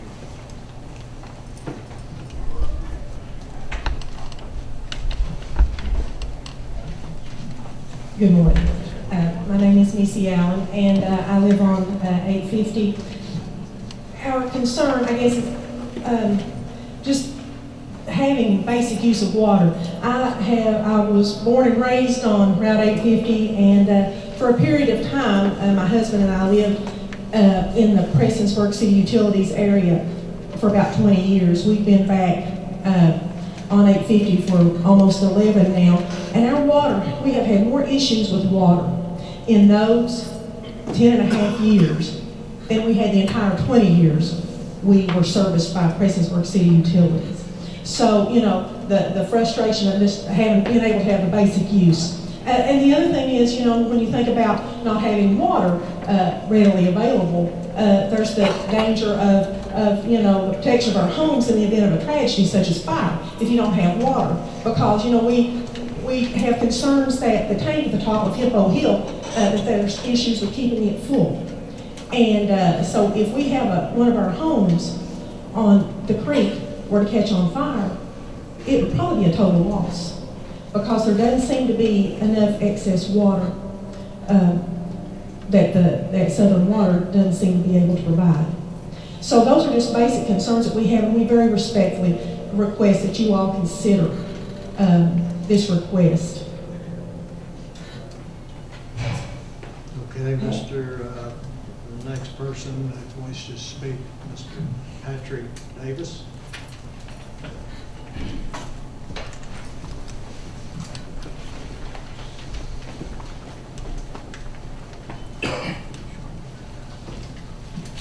Thank you for hearing me today.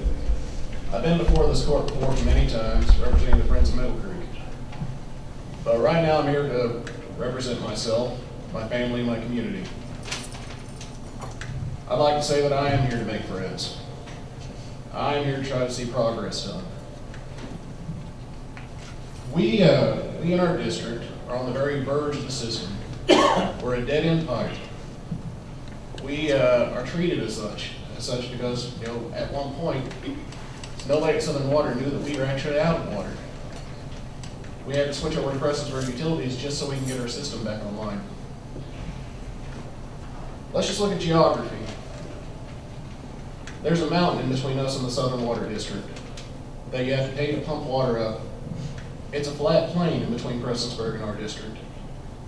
It makes more sense for us to be attached to them. Since we're such a small community, you know, 150 signatures was 99% of the voting base. We're not very vocal, I guess, is what you say. We don't have the kind of presence that you need to make sure things are done with your system. But if we were to switch onto the Prestonsburg district, which the David community is, it has a larger population base, it makes us more viable. What I'd really like to say is that this isn't just about water. Missy Allen really hit a point. It's about our community. When you look at it, we're not talking about just keeping the water on. We're trying to make sure that our kids, our elderly, are kept safe and healthy. Myself, we have a 3-year-old child in my household that we couldn't bathe, and when the water came on, we couldn't safely bathe her in that. I have a father who has pulmonary hypertension that has a lot of medical equipment that he has to keep clean on a regular basis. We relied on water that was delivered by the fire department, and it didn't go very far. It went as much as we could, and luckily the water came on when it did. It is about defending our homes. You have to have water to fight fire. You have to have water to maintain cleanliness. And it's about maintaining our community. It's about making sure that we have a healthy, a vibrant, and a united community. We think that the best way to make sure that happens is to keep our water district running and keep it with the Prestonsburg district. Thank you. Anybody else?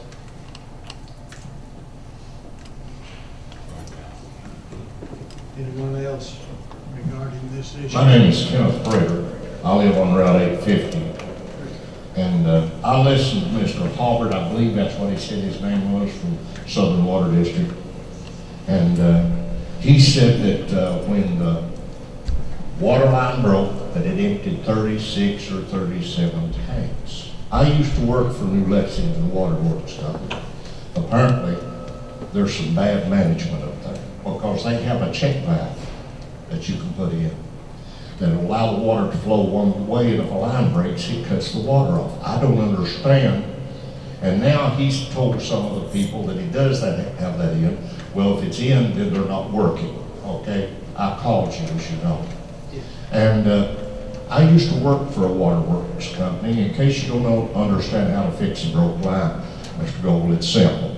You take the dirt off of it, take it uncovered enough that you slide what they call a saddle around it. If you just got one break, it takes you, well, with our impacts, it will take you 5 minutes to tighten their bolts up. But it takes them 3 to 4 days to fix a break. On the radio with Dale McKinney, he said that Prestonsburg sucked ice in the system And that's why, one of the reasons we run out of water. I checked on that. Prestonburg plant never shut down one time, so I was told. When I get water, I got the fire department, Navy Fire Department to come up. I had a 1,500 gallon swimming pool above ground. I ain't got it where I got rid of it. But anyway, I told my wife to fill it up. I filled that pool up and got jumped onto because they said I used too much water too fast.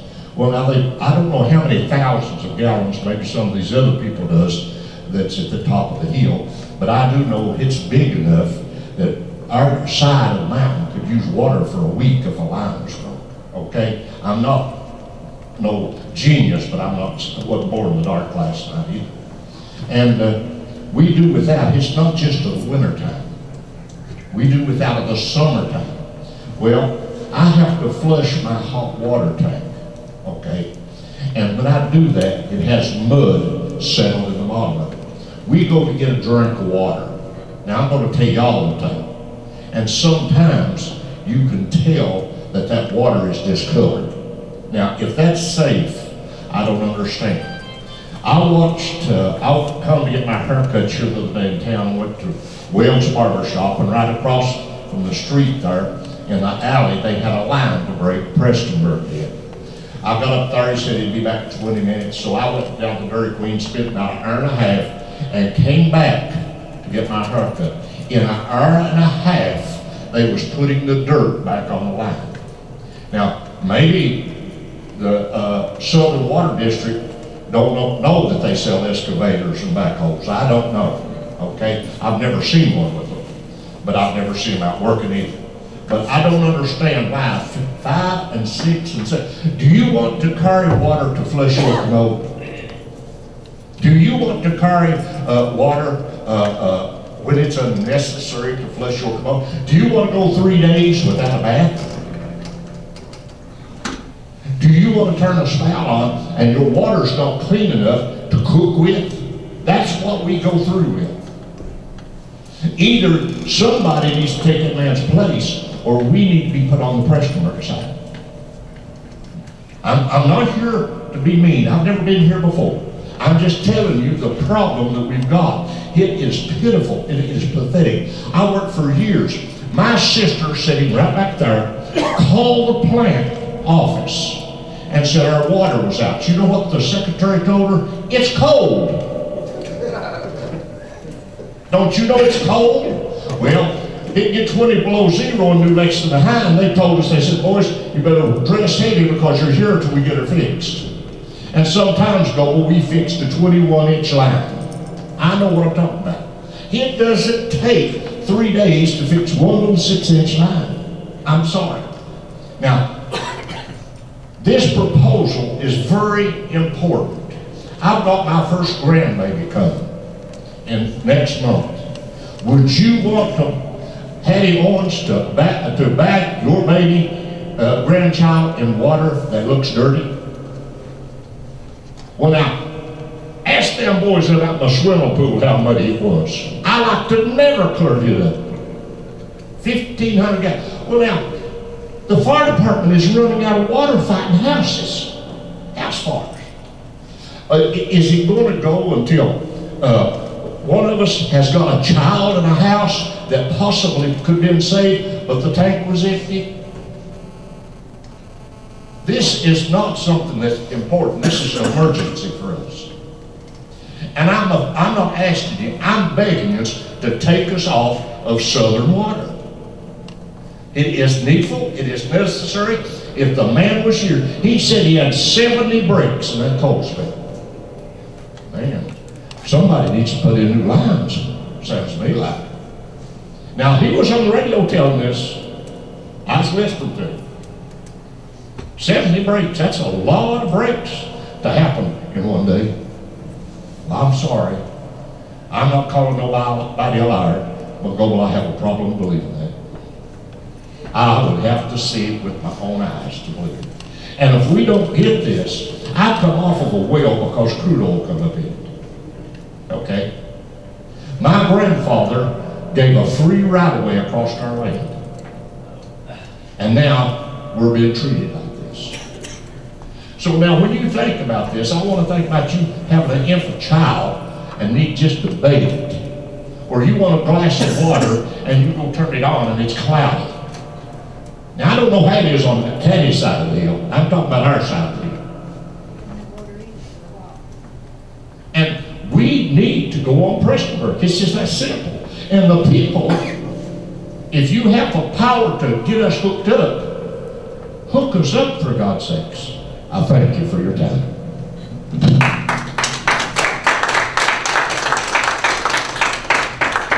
Thank you, people. You know, most people that know us know that you don't take a bath once a month. That's because you know soap, you're too tired.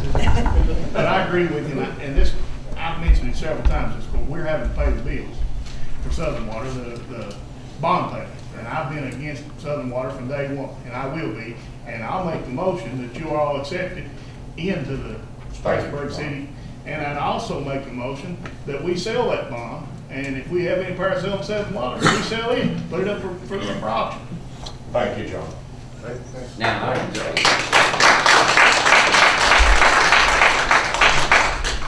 all the court here does, we just appoint the commissioners. We need you good. Well, But I'm just, let me finish now. Well, they had a meeting every fourth Monday, so, you know, they're governed by the government, the government, ain't they? PSC. PSC. You all need to take your proposal, the next meeting, which will be the fourth Monday every month, and then they'll have to put it in front of their PSC, and then it'll be up to them. All we do is do the board members, ain't that right, well, Joe? my question is, and this goes back to what John said, is it not true that every year we pay over $100,000 bond payment to Southern Water? No, we don't pay it to Southern, we pay it to the bank that holds the loan. So, if the taxpayers of Floyd County pay that bond, Mr. Darrell, how can you say that you don't have authority over Southern Water? It's our taxpayer money. I'm saying I didn't say we didn't have authority over it. I said, all we do is appoint the board So you members. just second John's motion? No. I ain't seconding his motion. It's not our water I'm saying lines. it ain't our water district. All we do is put the board members. I'm just like any other. Well, 90% of the water lines are leased by Floyd County. They own 90%. Am I correct that Floyd County has 90% of the water lines? None of my districts actually in Southern Water, so I can't tell you how the percentage is, but I do know that this county, I've seen it, and I've been against them, and you'll check the records, I voted against them every time. We have paid for the pumps, we have paid for the water lines for Southern Water several times. So that's our money. Yeah. It's our money. So I know we paid for one pump 3 times, same pump. there again, the question goes back. It's our taxpayer money. How come the fiscal court cannot act against Southern Water?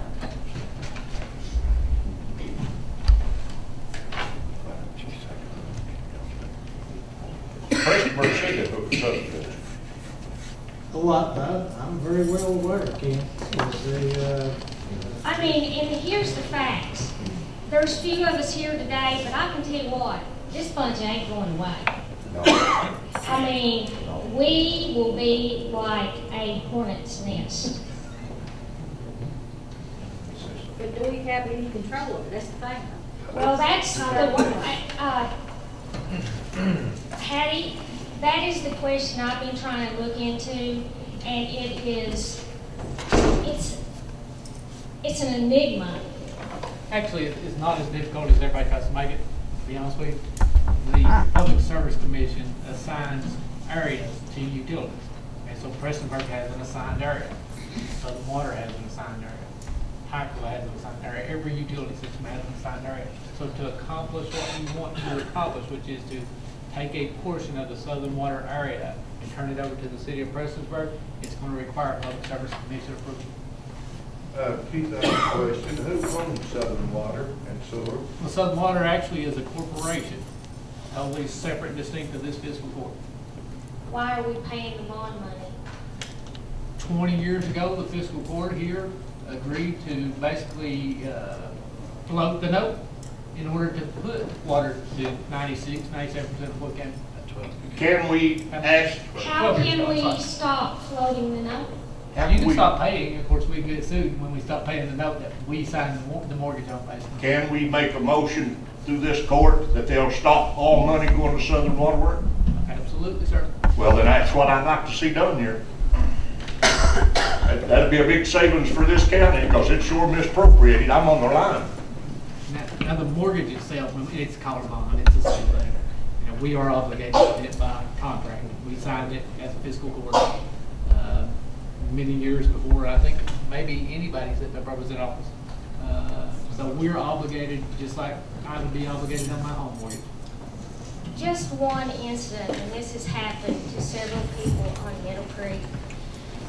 2 weeks ago, before we didn't have any water, they already made me madder than it went in, because they sent me a $600 water bill.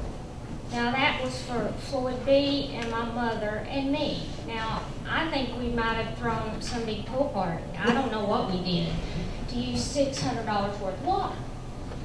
And so I called them up on 5 different occasions and could get no answer from them. So I'm in Lexington. They come late afternoon, pull my meter. My elderly parents are without water. And then they sneak in back in the middle of the night, and I have witnesses to this. They put my meter back in.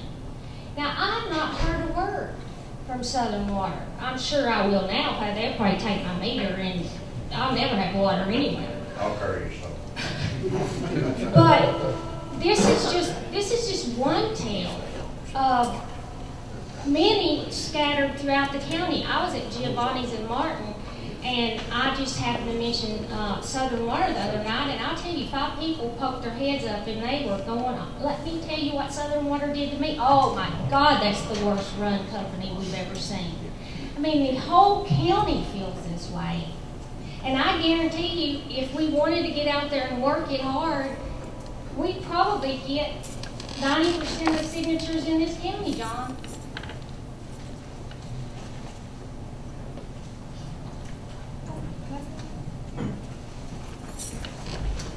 Will the court make a proposal to stop the bond money? Vote against it this time? Why are we going to give them our tax money if they're not going to service us properly? Why? Now, a lot of you are sitting there just looking at me, but I'm asking the question. And I'm a feller, I will continue to ask it until you answer me. Why can't we stop the bond money? They're not doing their work. Why is my tax money going to these people that are worthless? If we stop bond money, Keith, what direction does that put this county in? Well, the mortgage company that holds the bond will sue the fiscal court, and they'll win. Because we guaranteed the money. Why do we guarantee that money? Now, that was almost, maybe it's 14 years ago, something like that. So I don't think, and I'm not defending anybody, and I'm not blaming anybody, but prior administrations decided they wanted to do whatever it took to get drinking water to the bulk of people. So they basically took a mortgage. They call it a bond, but they basically took a mortgage, several millions of dollars, and this fiscal court guaranteed that payment. Mr. Barley, so who is is this board omnipotent, or is somebody responsible? I mean, who is responsible? You know, in corporate America, people can fire and hire you. Who can get rid of somebody who's not doing their job at Southern Water? Who is not doing it? Obviously, I wouldn't know how to answer that, but I can say as far as the board appointment, by law, the judge has the right to select the board members, bring those before the court, and ask the board to vote on them. But is Southern Water, are all the decisions that are made by that company, does it go through that board? Is it a board-run company? So it is the board's responsibility then to ensure that whomever is not doing their job. If somebody's not doing their job, that board should take care of That that problem. board- If that somebody board's in my office was not doing their job, I'd take care of it. You take care of it. Same way with me and where I'm at. Okay. Absolutely. But the chairman is Hubert Halbert, who runs the company.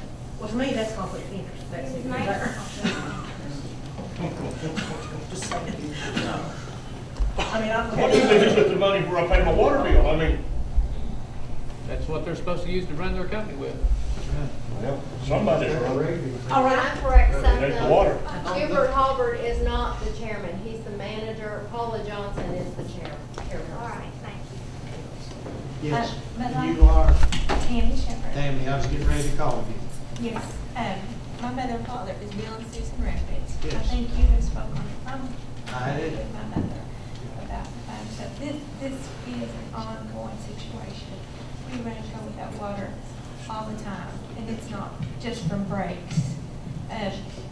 Because the odd thing about it is, every time we have a long holiday weekend, say like Labor Day weekend, Thanksgiving, we run out of water because they let the tank while they're off work at the top of the hill run dry.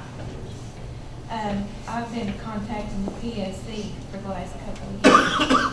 I've also, this past 2 weeks, been in contact with Brian Troggett at Speaker Stumbo's office, Heaton Colonies. He has pulled the records from the PSC on Southern Water. Last year, that doesn't count, I'm sure probably just this month, that doubled, but last year, Southern Water had 18 claims filed against them, complaints. And, but like I said, how much power, what can you do? There has to be something that you all can do. That time my mother called you about the water, and then you called Southern Water. It's a funny thing, if there was a break within minutes, we had water. That was very odd. This last time, I was without water 7 days. Carry water from the creek to flush my toilets. I have a video. You don't need to see the video. You can listen to it.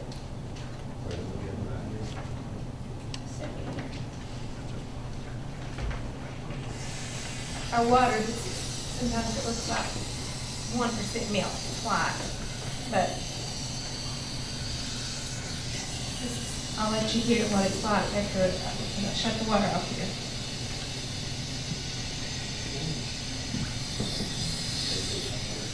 Oh yeah, I'm just waiting for it to, that's water you hear running now, be filling up the glass. Well, jar, I'm sorry. Let's go out, Mr. Fresh. You ain't big enough to do that. But listen.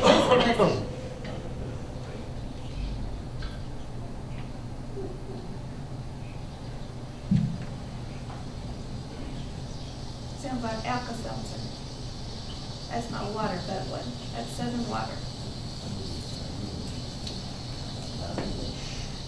If you want to look at it, that's, see it bubbling like Alka-Seltzer. And that's in the glass. Yes. What about that? That might be moonshine.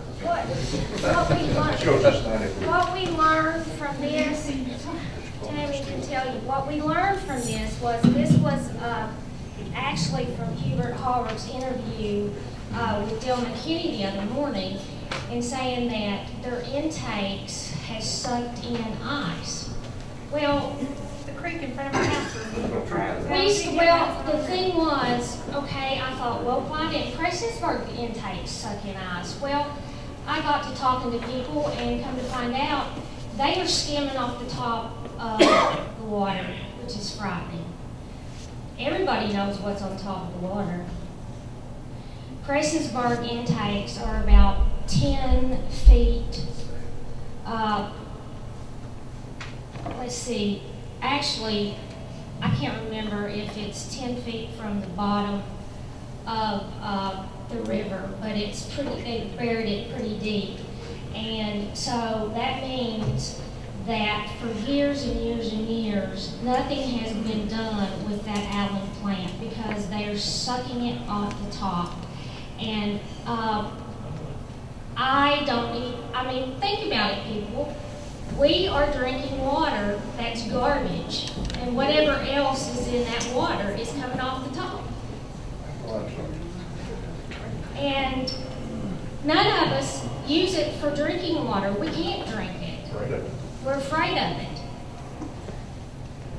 And, you know, it's really easy for people to sit here that has nice water, because you don't miss the water till the well runs dry.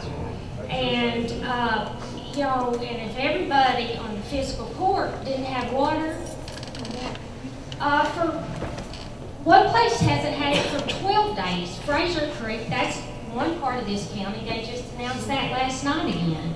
I mean, you know, if you could just put yourself in your neighbor's shoes.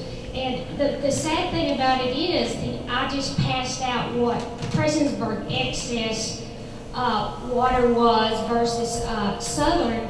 And quite frankly, people, they don't have enough water to put out a fire if our house gets if our house catches fire. It's just not there. The excess water is not there. And we know that. So how's that going to affect our insurance policies?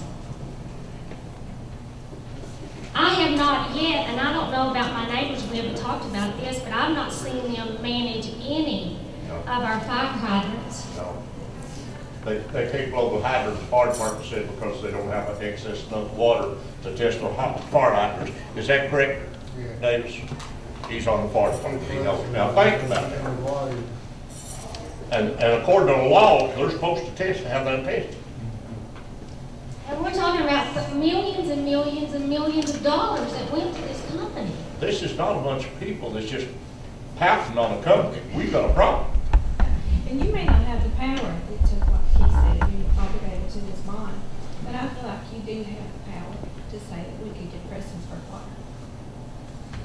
If you wanted to. And if you do, please do that. I approach the Fiscal.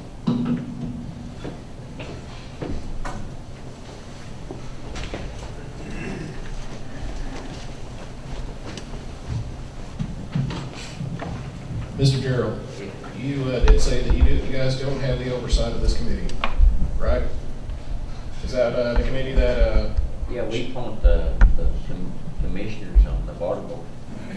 But you also fund them. Now, I know that you guys can't, make a motion and say that we're going to be on the Prestonsburg district. You made that very clear. But couldn't you guys do a resolution supporting the movement, because you do hold the purse string? A joint resolution by the magistrate saying that you support this, it's a good idea, it's the right idea. Could you guys give us that? I made it. That's a good motion. I support you. Thank you. Magistrate Hattie, you want to second?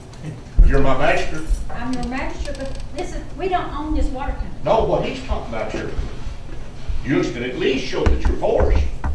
Well, this just brought before us today. I mean, I don't want to say yes, I do, or no, I don't right now. I mean, I want to see both sides and see what's going on. Well, that's called a put off, Hattie. I've heard that out of you before. You guys have been kind of targeted today. I can see why John's for it, because he has tried to get Prestonsburg City to take over all of Southern Water. That's happened for the time I've been here. And shut it down. They have the capacity to do it. Well, they might do it. And if they agree and Southern Water agrees to give the lines up, then that's fine. But right now, we can't just say that we're going to do it. You guys have been kind of targeted today, and I understand there's a lot of high emotions right now. And what I think we need to do is we just need to calmly say that we need your help. We need all of you to help us, not just Hattie, not just John. And I can comment on what Hattie's right. I have been against Southern Water, and I voted against it continually, and I will continue to vote against it, because this court, if you'll check the records, we have spent millions of dollars putting lines in and paying the bond for a bunch that's not running right. That's right. We don't need to be. That's right. We don't need to be doing it. The law says we shouldn't be in the utility business, but still we have to pay the bond. Now, as Keith said, we wasn't here. This court, nobody on this court was here when this was done.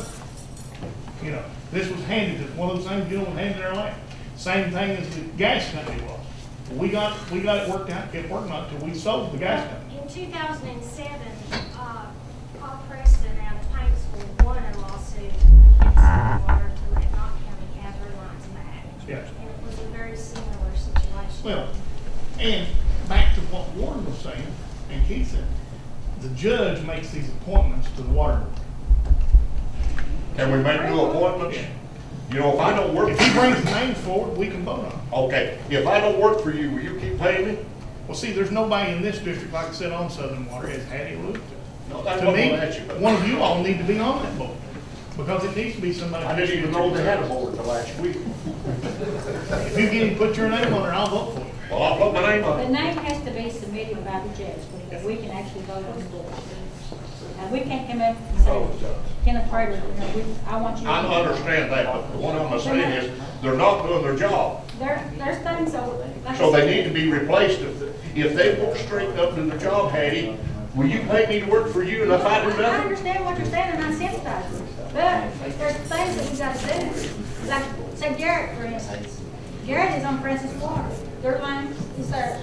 Well, Southern Water can't touch that. Well, we gotta find out the legalities of all this. It has to be done in legal way. But what I will say is that, you know, Sherry's right. We're not numerous, but we are zealous. Our area is a very affluent area. There are a lot of very educated people. And we do plan to take this in front of the board. And what we would really like to have is your support and maybe be able to wave your all's banner when we go in. That's all I can ask from you. Thank you. I think we're obligated to pay that until, what, 2035, David? Is that right? Yep.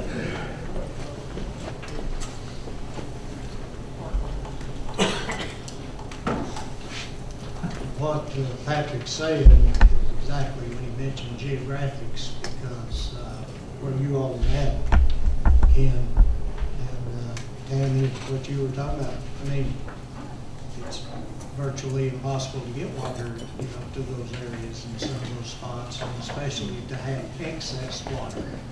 If you all go to the Southern Water Board meeting, when they have it, I don't know what day it is. What they have it? It's Southern Water office. Back there. It's up in that down. But you know, give them your petition and your problems and tell them what's going on and things. They may agree to give up the lines for that. I mean, they may have had such a problem trying to get pressure to you all. They may agree to give it up to the city prison. They know we had problems. Well, that's what I'm saying though. I don't think geographics is the answer though, we also, it may be an excuse, but I don't think geographics is the answer. You know, my entire family is serviced by Southern Water. My mother lives in Melbourne, she went 8 days without water. Bill Jones lives at Abner. If you got it yet, 12 days, 11, 12 days, how long did you go? 11, 12 days, you know, and certainly maybe Abner's geographics are a little different, but at Melbourne, that's certainly a downhill slide to down. So I don't think geographic is an excuse. I mean, we're talking about people that when you go, they say, don't you know it's cold outside? We can't help that. That's the excuse for us. But if you call them, Call and find out. Yes, I know, because I walked to the creek to give me a bucket of water to flush it off. I know it's raining outside. you all petition them and see what they say. Like I said, they may agree to go ahead and get that. Are you going to put pressure toward the board for us too, since you're appointed? Well, we can talk to them things and see what's going on. Judge, do you think the court? Are you going to talk to them or say we're going to replace you if you don't change this? I ain't worried about talk. I can talk to you, Eddie, okay? But talk is cheap. Are we going to look at these people and say, if you're not going to do your job, we're going to replace you? Or are we just going to continue like the judge has tried and continue to talk? Talk is cheap. If you work for me and you won't work, I will fire you. I don't care who you are. And that's exactly what needs to be done. And if it ain't done, there's not going to be no changes. We can sit, well, excuse me, I'm getting nervous. I hush. What did you say, Tammy? The board, they were talking about people of Southern Water, that they're not doing their job, and we need to go, the board's not doing their job either. That's right. If you're over the board, can't you do something with the board? Like we say, we have been responsible for a name being put forth, this court voting on a name to satisfy the time limits of the board, whether it's 4 years, 4 years, 4 years, in staggered times. or whatever, and then when that comes up and they come up for vote, we vote on them. But yes, to answer your question, yes. Thank you. When is it up? I appreciate that answer. We'd have to find out when the term limits, that would be from Miss Johnson. Paula Gale Johnson is the chairman of the Southern Water and Sewer. And anybody that wants their name put on, submit it to the judge and let. Absolutely. If Ken wants to be put on that board, I'll be more than glad to put it before this court. Ken, we put you on it. Well, I don't care a bit more if they're gonna like me. I will, can I say this? I talked to the Public Service Commission and they did not want me to use the name, but they told me this, that if we did not get help from our fiscal court, that the Public Service Commission will do nothing with Southern Water. But like I said, you need to go to the board, their board meeting, and say you've been there. You know, before we say we're trying to overtake them or whatever, and see if you can get the resolution there. The community of David was switched over from Southern to Prestonsburg. Without that. Yeah. Now, is there a route that we could take legally like they did? I think one of their stipulations was they had to agree not to fight annexation by Prestonsburg if they were put onto Prestonsburg utilities. And I'm sure anybody in 850 would agree to the same terms right now. That's sewage only when you sign that contract, believe me, I know. It's the same way sewer trace when it was first built. You sign a sewer contract with Floyd can tell you, if you take that sewer, you give up your right to fight, protest, or be against annexation into the city limits. Is that not true, Floyd? But, you know what, I think most of us wants to. Oh, it did really make you You know, we want. I'm just letting you know what the, Right. thing is. What I flush out. Of course, Patrick, the other day when that was put, that was done by emergency use to get you all water immediately as fast as possible. Trust me. And Prestonsburg was more than glad to help. And there is higher rates for city water in the county. Honey, if you get water, I'll pay the rest. I'm just saying, I just wanted you to be aware. Money's not the proposition here, it's called bath, flush commode. Every time my water goes out for 2 or 3 days, I get $100 water bill that month. Yeah.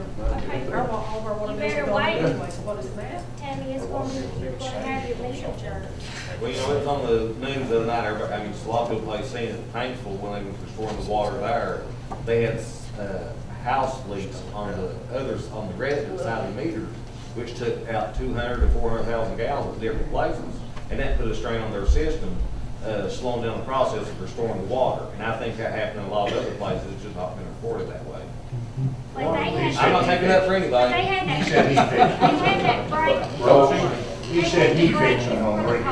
I understand, I'm just saying though, So he couldn't be on private well. Yeah, I'm taking your place, Peter.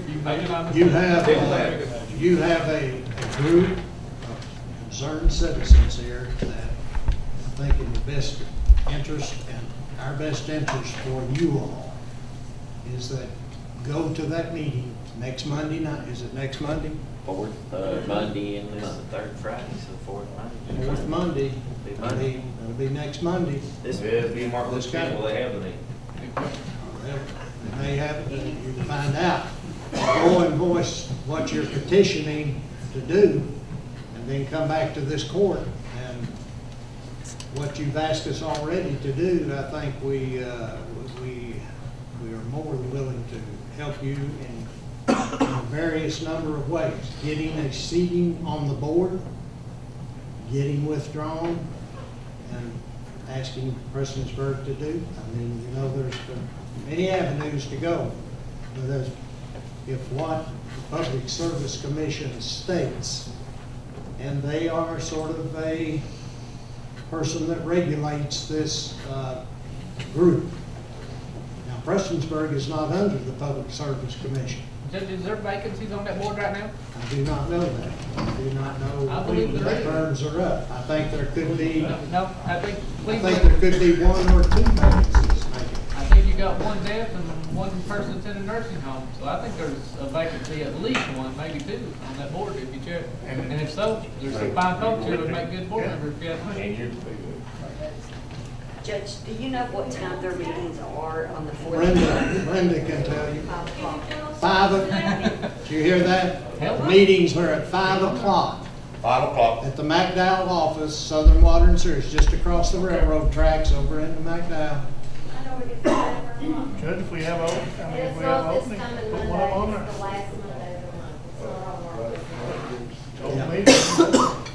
Yeah. If you all would do that, it would help tremendously from the standpoint of what you're wanting to achieve. Put my name down. I appreciate it.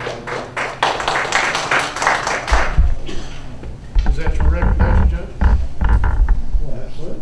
If that's what if they want a representative in that area, and there is a vacancy, I will put the name before the court, and the court can vote. And I will make a motion. Make a motion, I'll second. I think Kenneth would make an excellent person because of his experience with past working with a water system, you know? I'll second. Hattie said she'd make a motion, I'll second. Let's find out when they go, though. They would be, they have to tell me when the terms are up. You know, who? Keith, did you say you had a date? I think you check on that, there are a couple of vacancies. I think there's at I'll least have one to check on vacancy. it. I know Cleveland Tackett was a board member there, and Cleveland Tackett's in a nursing home. I actually know several members of his family, so I'm sure that there's a position available. They won't like me. That's okay, that happens to me all the time. It's all right. Welcome to the crowd. We're not here to be liked. You said you were here to get a bag. Well, I'm gonna say this, don't ask me if you don't want to hear it. Same problem. Okay, so everyone has addressed any other further things from the group that is concerned group about the water. Okay, Ken, you've done, Tom, you've already spoken. Sheriff John K. Black. I want to kind of agree with Mr. McKinney here about the 911, you know, which happened under Ben Hale's administration. And the pipe, while they took 911 the pipe, I have no idea. You know, I have trained dispatchers to do the same job, and that would save, we didn't have to do them that way, we had 911 here. It's 911, you know, don't get me wrong, it's great. But I think it should have been moved back to Floyd County. I have Paul Hunt's administration, and try to get it moved back under your administration. And you promised me that you would, Judge. And a lot of times that, you know, 911 calls my office and want to assist us, or they don't have anyone, want us to take the complaint for them, which we have. We've worked good together. And a lot of times after 2 o'clock in the morning, 911 don't even have a soul in it. It's like the other night, you know, they had a trooper dispatched him to Brandon Creek. Well, he was up at David looking for Brandon Creek. So he called my office and asked him, said, where's Brandon Creek at? He said, I'm up here at David looking for him. Well, that's in southern Henry County, you know, that's up Mud Creek. He was way out of his territory, they don't know, you know. If we have people from Floyd County working on this, they would know what these are exactly what the dispatch is doing. Anyway, she brought that up, I just thought I'd bring this up. Really, what I was going to talk to you about, I'm going to ask for Chris up there too. The resolution 13-1204, where you voted for me and Chris to pay our employees' insurance. And me and Chris are elected officials like you all, but you all didn't vote. And I can understand this for me and Chris to pay our insurance in return.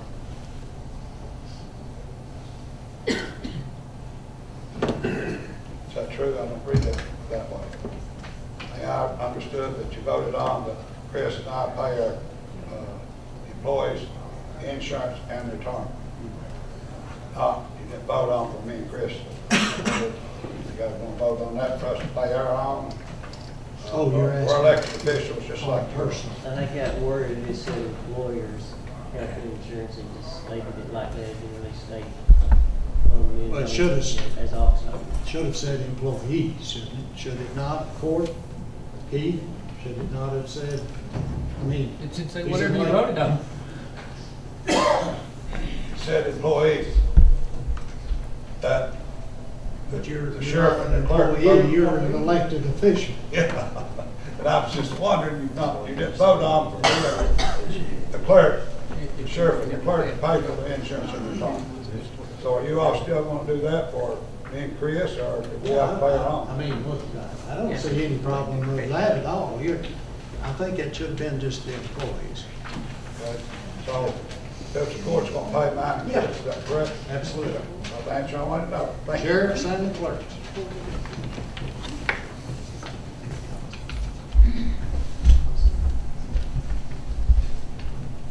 Okay, Mr. Alan T. Rose.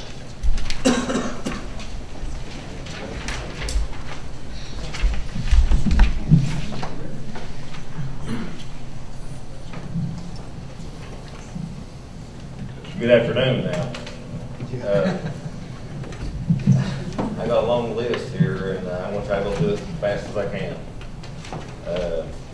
It may be out of order, may be different, setups, but I came here last month and I asked for peace during that peaceful season. Today, I didn't see that either. I didn't see it on the Monday call court meeting when nobody showed up. And I'm telling you, we're just flipping back to that old time when nobody go along, and we have to get along to make this thing go forward. Now, I want to I'll comment on your meeting. Your meeting that you're talking It was in the about, paper. I think your four magistrates were all out pushing snow and ice so the people in Floyd County could That get home. makes sense. That's a good answer.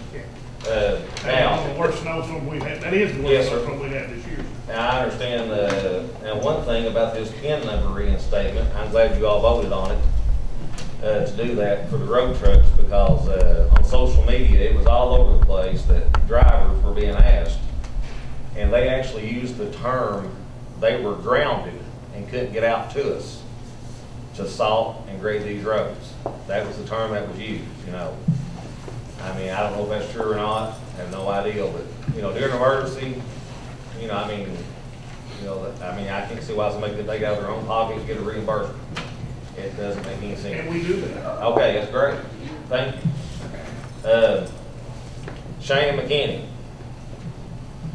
As I stated at last regular meeting, comments from the public should always be last, because I'm wondering why that man that bid on the food, he made a statement that he now just does business in Kentucky after boasting he had served many other states. Do you know why that is? I think he does business in other states. He made a comment that he only did work in Kentucky now, but he had in the past served several other states, and I just wonder. No, I didn't say. I said the guy with the food services from the last regular meeting. That's what he said when he came up there and talked. I don't recall, but I'll ask you. I just appreciate that answer. Because I think it's very important to know why. I would like to grow a business, not implode it. Yeah. I've always used this old statement. The Richmond stores should be Walmart because they went business 1818. It's expansion, not, imploding. And I want to make another point. The healthcare guy that's here today, I can't remember your name, sir, and I apologize. I'm just no dumb hillbilly. It's very, very informal education.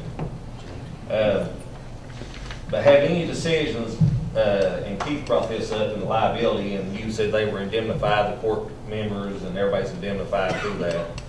But have your decisions, or any of your employees that make decisions, have happened to have a prisoner die and or be sued for loss of life? You have deaths in prisons and jails all the time. But I'm saying was your company... Not as a result that I'm aware of our services, but you're gonna have that. I understand that. I'm just asking if it was anything that, was from the, what they would call malpractice, I guess, in Keith's world, And also, with the drug problem, I used to live off of Route 60, just up past the Star Drive-In at Bridgeport Benson Road. And you were probably the jailer back in that time period, I'd say. I had a house up in that area. In Franklin County? Yes, sir. And Was the drug problem as prevalent in Franklin County as here when you were jailer? I don't remember it being Probably that not, bad. probably not. I mean, the drug problem gets worse every year. I mean, I understand that, and what my concern is, and you answered one of them, was that you are insured to cover the malpractice against our county, so we can't get sued as a county, because we're in enough debt as it is. Well, we could actually be sued again. Oh, really? We could be sued, but part of that contract says that they will indemnify us if we're sued as a result of their actions. Okay. And basically meaning they would stand responsible for it as opposed to us. yeah, I had a little note here Keith needs to read and understand completely that contract. I've read it. Okay. And now it also says that we will indemnify them against any of our negligence. exactly. Cuts both ways. Yeah, I understand that. That's that escape clause we was talking about. You know, people don't like it in 69 days. And also, the nurse that you're going to be bringing in to work the 5 or 6 hours a day is this nurse, male and or female, going to be an LPN or an RN, and how much trauma experience or drug interaction experience is this person required to have for you guys to be satisfied that she can handle almost any situation that would, exacerbate itself to the level of having to go seek medical attention elsewhere? all of our personnel that we hire within our jails, the 200 jails that we're in 13 different states, are qualified for the position they're being put in. Okay. And they're trained, so. Thank you. I didn't hear you say it. I was curious because we're in so much debt here that we don't need no more. Taxes are enough. I saw him earlier. I don't see him now. And I can't believe he's not up here talking, but so I guess I want to know about on the CNC contractor payment. I was wanting to know, can Harpo sue us for those payments as a county? And the answer is anybody can sue us for anything. The question is never can you be sued because any fool with $200 in their hand can sue anybody for anything. The question is can they win? Okay. Now the C&K Enterprises that Mr. Kenny Stumbo spoke of with his mother, they said that was Gerald's brother. I don't know who is your brother. I don't know what he's talking about. That's the way I understood it. They said his brother was downstairs. Who's your brother that down downstairs? What happened on the Kenny Stumbo situation is pretty simple actually. Kenny worked here as a maintenance person. He gets paid by the hour like any other regular employee. All right. There was some work need to be done in his foyer out here, so the judge decided we'll make a contract with Kenny. We'll pay him for a weekend's work, $7,000. When it came back to the fiscal court, the magistrate said, no, we don't think that's right. And quite frankly, I said no, because I don't think the law allows you to pay a regular salary employee $7,000 contract for a weekend's worth of work. He's entitled to be paid for overtime for that weekend, but not $7,000. I see. And so you can blame that one on me if you want to blame somebody. No, I don't want to blame anybody. I don't want there to be blame. I want us to all get along. That's what my whole point of being here today is. Blame's probably not appropriate. It was my advice to them not to pay that. Thank you, but that's what your job on this court is, the legal advisor. That was my advice. That's the way I take it. And Alan, there was a couple other issues that come up during that, Keith, that we talked about. He done electric work, well, he's not a licensed electrician. Okay. All right. And the second thing, we passed a resolution in this court, anything over $5,000, the court had approved. Okay. Had to be beat. Had to be beat. It had to be beat. So Okay. there were two problems that this court had with it. But see, this also brings up a very important issue about my thing about us all getting along. Yeah. One thing Doc and I have in favor, I watched on the review of the news about his daddy being brought home from the war. And, every day, I wear my grandfather's dog tags. That was Pearl Harbor, and went on to Dachau in Germany, April 29th of 45. And, I was in the service. The Gerald, Arnold and my brother, they had a lawsuit forever going. It just shows that we can get up here. You're running against one of my cousins for magistrate or whatever the title now is. I can't remember what y'all call it. Sometimes he's magistrate and something else. Commissioners at one time. Or something. Commissioners. Yeah, commissioners. But I mean, I'm just saying that if we can all get along, you know, we ought to all get along. I mean, I think it's very important, and we can't get along if we don't try. We have to make an attempt. And Doc, I just was wondering, and this is something that really bothered me. Like I said, and I didn't see Hattie. She told me that last time at the SOAR Summit, because she was there. I take her word for it. And but you know, I just wonder, when have you been in contact with the governor's staff and asked him, as the governor, is why we're not included in that promise zone, so investors can have access to monies that will be reused? You know, is there any talk going on? We've actually addressed that to the speaker. Yes, sir. And concerning that, because you know, if we're going to be excluded, we're not being given a fair share. I agree, 100%. And that's the whole reason for us even talking about, as well as needing the financial means of assistance with this tourism building over here in the middle of town, because there's a possibility of some economic development happening there. Yes, sir. Which would mean 15 more jobs or whatever. It's so interesting, isn't it? You know, that zone thing is, to me, a no-brainer. Oh, it is. Me It's too, so when I look at it. obvious that they made that decision because, quite frankly, that's the surrounding area where Al Rogers. Clay County. And that's exactly why that area is in a promise zone and this area is not. And you know, the Haiti counties like Pike, you know, and when it's Atlanta, Philadelphia, you know, San Francisco, and Southern Kentucky, and the around Al Rogers' house. It's kind of obvious. And also, I just want to be proactive in all of our approaches as we can be, and I think by being proactive, you know, we can, as old Barney Fife said, nip it in the bud, maybe we can get ahead of this. Hey, I'm not ever running for office. I won't make that clear to everybody in this room. I wouldn't get up here and put up with what they just put up with. Let me say this too on that issue. There's no question what happened or why that area was chosen, but that's good for them. I'm not saying that's a bad thing. I am too. That's the reason why we're not in it.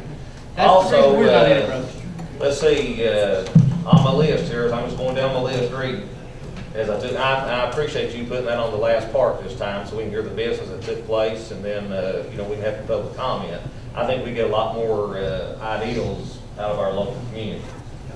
Hattie, you said you had a copy of the surplus list of properties and of the equipment, and I would love to have a copy of that list if it's possible to get one. If there's a copier that works in the building, the meeting's over, I'd love to have a copy of it. Okay.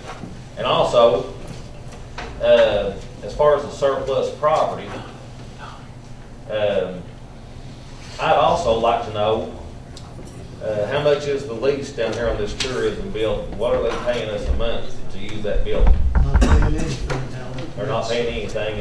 And John K., our sheriff, I read, I'm not sure if it's correct or not, I believe that Ralph had in the paper that he was paying $20,000 lease for the use of his office space downstairs in the courthouse. That's not correct. That is not correct. That's not. It doesn't pay anything. Okay, so that was something I read. Just I might have been in an alien abduction or something. But I mean, you know, something. I mean, he doesn't pay for any utilities or anything. You know what I'm saying? I mean, I want to know. I mean, I think we all have a right to know. The reason that was in there, it is actually included. You did see it then. I'm not just. Yeah, actually, it's included. Okay, I want to make sure I went on some hallucinogenic I didn't know about. It's included in his budget because it is a cost of the court. Okay. Preparing that for him. Okay, thank you. It cost us. In other words, that's a service we're giving to him. Okay, I just want to say. Still, it comes through the court, which his office is a fee office, but it is an office of this court. Okay, and I appreciate your answer, because that, I was wondering how in the world anybody would pay, how much per square foot. I mean, in Tokyo back in the 90s, when that was hot commodity property, $10,000 a square foot, it wouldn't cost that much. Well, you know, in reality, the yen versus dollar, go there and rent that. And another thing too, Alan, that David, when he prepared that budget, done it for that so John would have a reason to go to the school board to try to get the percentage, to try to get income for the sheriff's office. Okay. Because they only get, what is 1.5% tax? too. Oh. We get 2%, and they can get as high as 4% if we can get the school board Okay. to put it. Now. To me, that's what I wish this group would talk to the school board about getting more funds, because he collects the taxes, the sheriff does. And we pay all the postage for the sheriff. And they get the most money. And they get the money. Okay. Yeah. Well, I What like is that. the I like report that you deal. said? But I've been to several sheriff's offices across eastern Kentucky the last few months paying tax bills, so I know all about this. And I didn't like it. But anyway, that's what I was saying about growing our business, being proactive about it. And for growing our area and being proactive, that's why we went to that source undercover. You know, now, if there's no lease coming in on the tourism building, we're saying $0 we're getting from it. If I remember right, I think it was, I don't recognize the guy, but I think it was the city of Martin's mayor that was here in December at the regular meeting asking about that community center. I don't know who that guy was. City council. Oh, council. okay. But how much was the appraisal is one question, if it's on record, since Hansel's already performed the appraisal. Also, me being a property investor, what is the current lease, if any, and is it all up to date and being paid on time? Because I know you all mentioned something about the garbage bills. I think Keith said, you know, there wasn't no way they was going to do that when they sold them $50,000 on garbage. I think it was garbage. City of Martin owes us probably $45, $50 on past garbage bills. And that's been going on for a long A time. long time. The lease is $1 a year. Oh my goodness. That don't help an investor at all. Y'all didn't watch Carlton Sheets where But it's over. But it's over. The lease is up. Oh, it is? And we've not renewed it. Okay, before I turn my page here, Ralph Davis. The property, Alan, is, it's open, is for 445. And I'm glad that you all decided to take the 75%. I think it's very important. We let the light bulb company get us years ago, and we sure don't. When I went in there, I just couldn't believe it. You know, boxes, they're just reboxing stuff. You know, that's what they were doing. Court chose to let that facility be a service to the community, which it has been. Yes. They have GED classes, they Yes, have sir. basketball. Chris has an office. Chris has an Yep, office. I've been to that office. I've been up there. You know, I mean, it's handy when you have to go between FedEx and the bank in Martin, and then his office up there. But it can be an expense too. Okay, but now does your office pay anything for that? No. No. Would they if somebody bought? He's got a plan. I'd rather not, Alan. When I first put that up there, that was one of the deals that I struck at that time. I said, I want to put one in there, but for order for me to do it, I had to have it rent-free to be able to do it, you know, and it's a great service to the people up there and Okay. everything like that. I mean, that's good information for a person like myself and others to know. Yeah. The answer is no, Alan. You know, me, like Floyd Skeens back here, you know, we don't want to get bid war over a zero limit Floyd. Okay, now Ralph Davis, this question goes to you. You asked this, something to this effect at the last meeting. How did your open meeting record violation thing you talked about go? It's still ongoing. Huh? Still ongoing. Okay. Now, David, you and I have been lifetime friends. And you may want to kill me after I ask you this. But, no, that's all right. When do you think our county will go into default? If it's heading that way? We've got to sell some property. We got to liquidate some stuff, and hopefully the liquidation of some properties will alleviate the county's burden, short-term burden. Short-term, I understand, but I'm talking about, Long, do you still have a long-term, but long-term, the county has to change expenses and probably raise revenue. Okay, that means more taxes. In some form or fashion. Yeah, I love it. Okay, if C&C sues the county, how will that affect our ability to borrow those bonds that we keep talking about making payments on until 2035? How will that affect that when they renew? Well, the first thing he needs to do is turn in all of his bills, in my opinion. I'm just saying, let's say C&C CK, whatever that was, anyone, how does that affect our borrowing ability to keep operations going for our citizens of this county?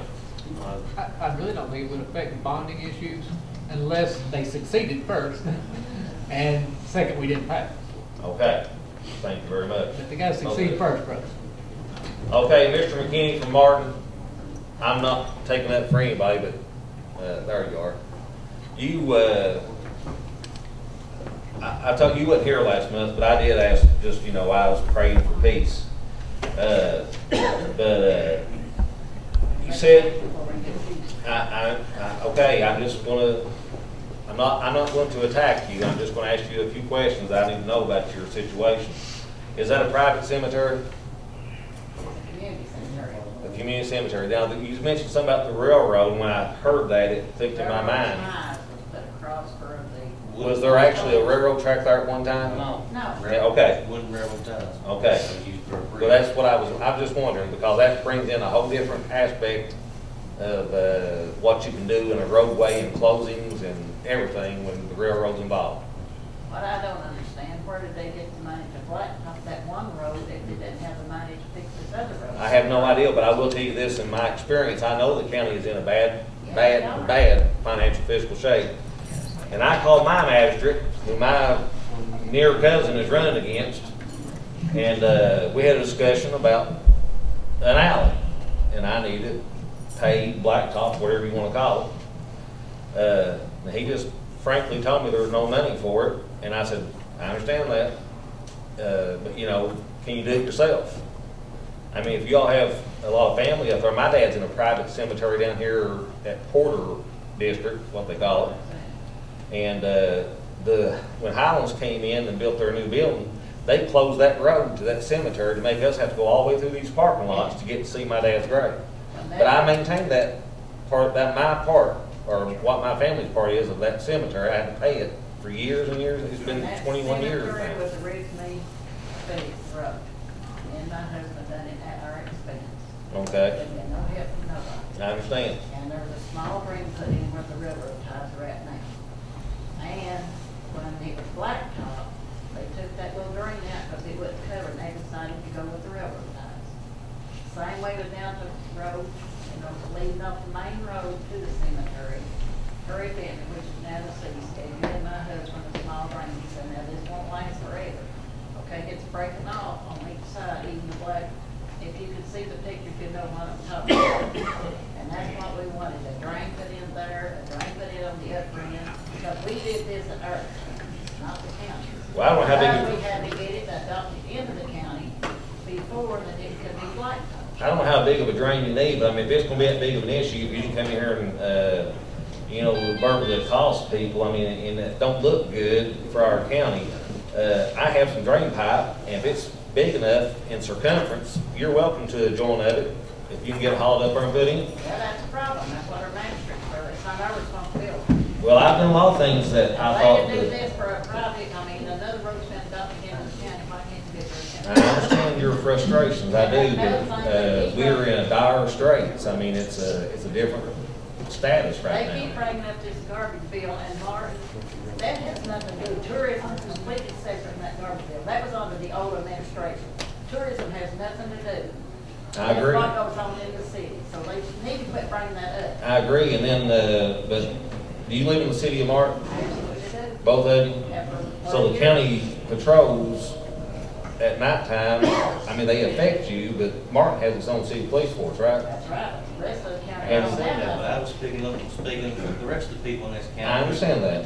I mean, I live in the county too, I know. But you know, I'm just like you, I believe in the Second Amendment rights, and I noticed that you must have a CCDW permit because I see you carrying a poster of some kind, You so. got to at this day and time. Well, I mean, I don't, I'm not going to but, take changes.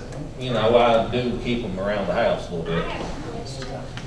What you're saying is absolutely right. You're saying that as a county, we need to start thinking outside the box. We sure do. That's my next point.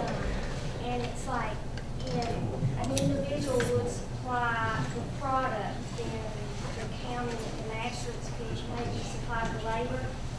No, that's John Goble. I'm getting ready to spend about $10,000 on a county alley because I need to myself.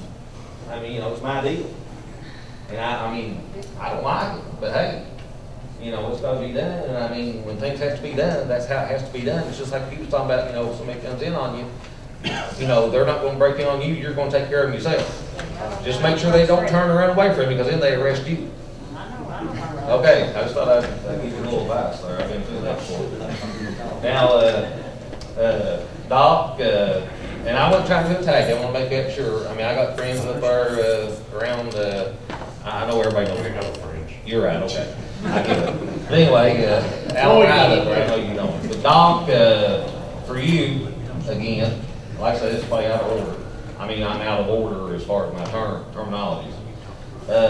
I would like for you to try to get a meeting with the governor, Hal Roberts, Greg Stumbo, and whoever else you know, more than I could ever know, of course. Because I'm not, like I said, I'm not a politician. Never will be. You try to see this in here. Let us be, because I wouldn't be sitting back there still. Let us be proactive and make sure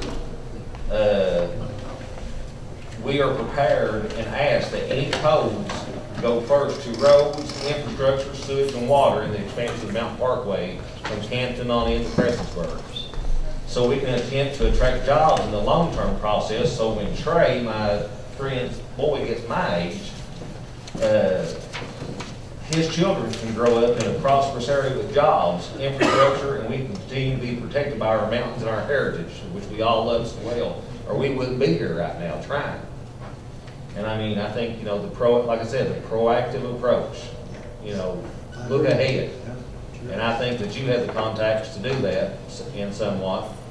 You know, I don't. I mean, Greg Stumbo's somehow related to me. I've already had probably half a dozen calls, people voicing that they'd be against the toll booths put back on the road. Well, I'm here 40, 40, 50, 30. I mean, I remember when I was just a child. So, those are issues that we definitely need. But, you know, we need the money coming from somewhere. Where are we going to get it at? You know. I mean, well, it would be. That's what I'm talking about. Don't even have money harder to go down that way to the top, much less. But that's what I'm talking about, though, is to. We don't know where that money's going. It's going to go to somebody's deep pocket. That's exactly what my point is. And Fayette County. That's exactly what that's where cold service dollars are going. We're trying to get away from it. That's what the source symbol is about. But like I said, you know, I think that we can go, if we determine with the governor and give him the help to do it, and let Leslie Combs, you know, all them people that maybe a little bit of gun help. But anyway, you know, if we get that done, I mean, we all be able to laugh about this. I mean, we all be able to not laugh about the situation, but, you know, we stood up here and we made a pledge to that flag.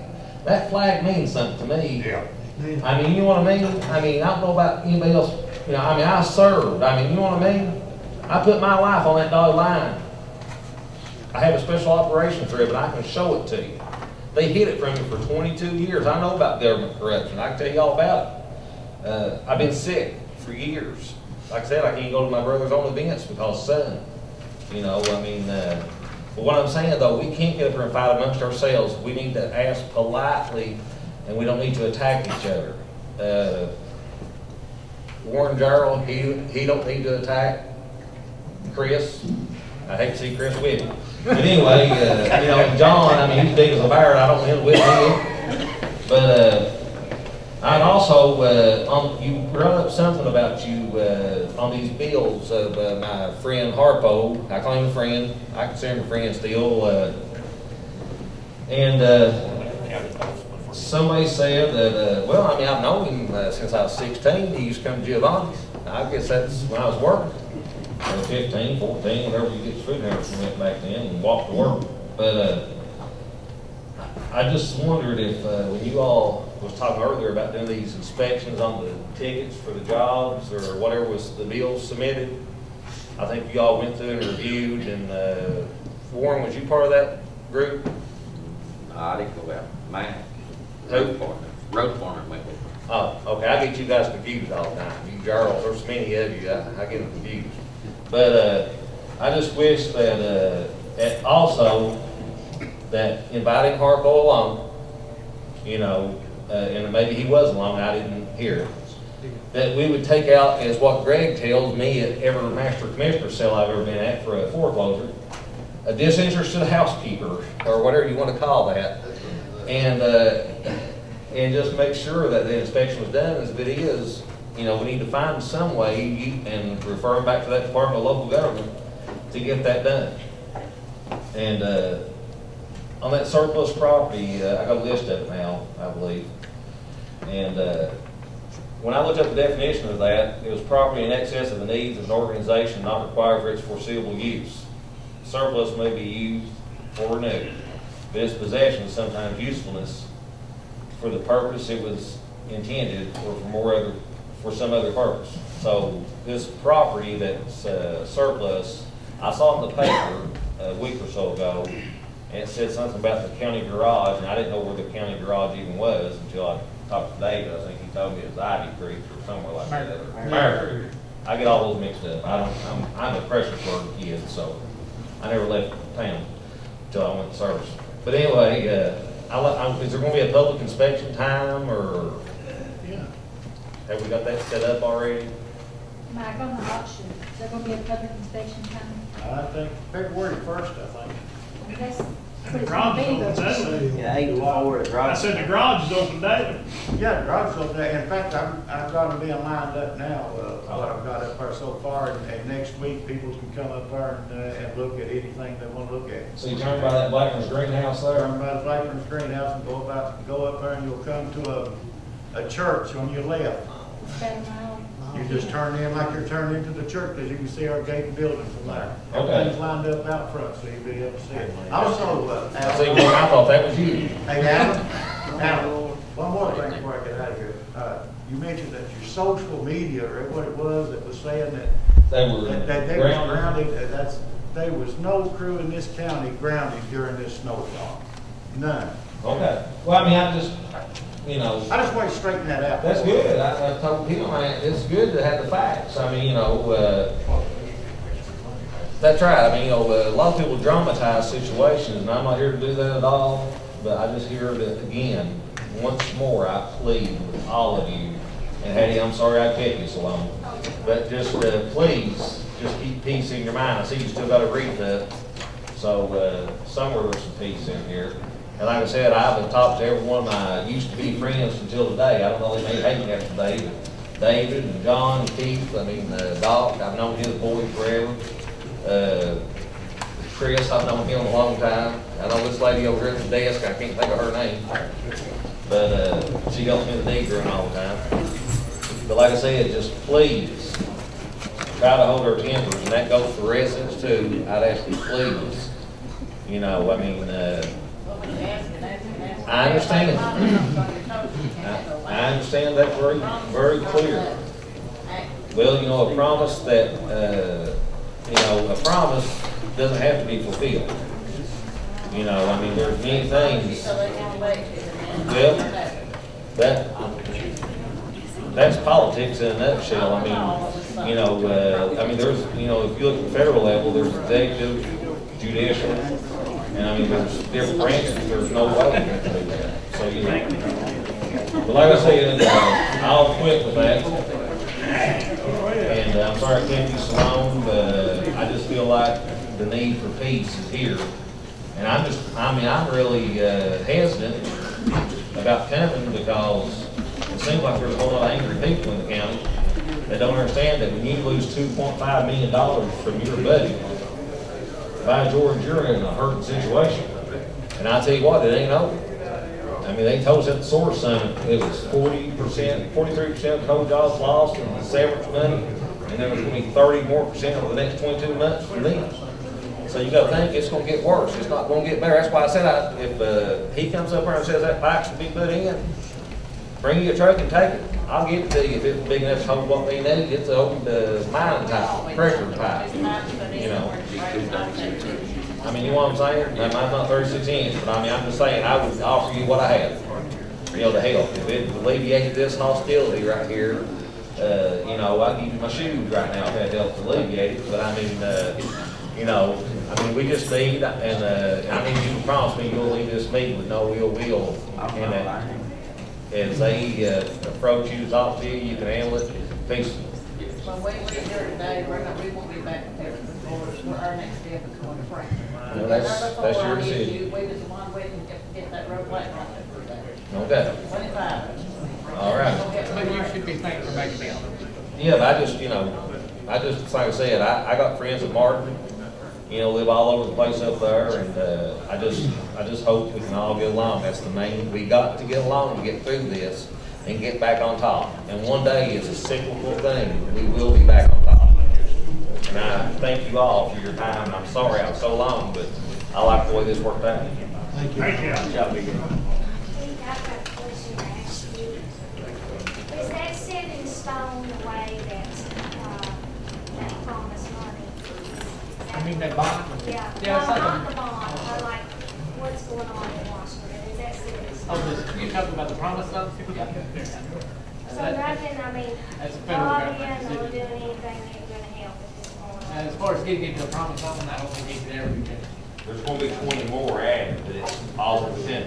Yeah, it's going to, I mean, basically, you're talking about the decision made by the president. of the United States. Now, what I said earlier, Tom, is when you look at the locations and you see the cities the size of Atlanta, San Francisco, Manchester, you know what's happening there. So you know there's a political deal there in Washington.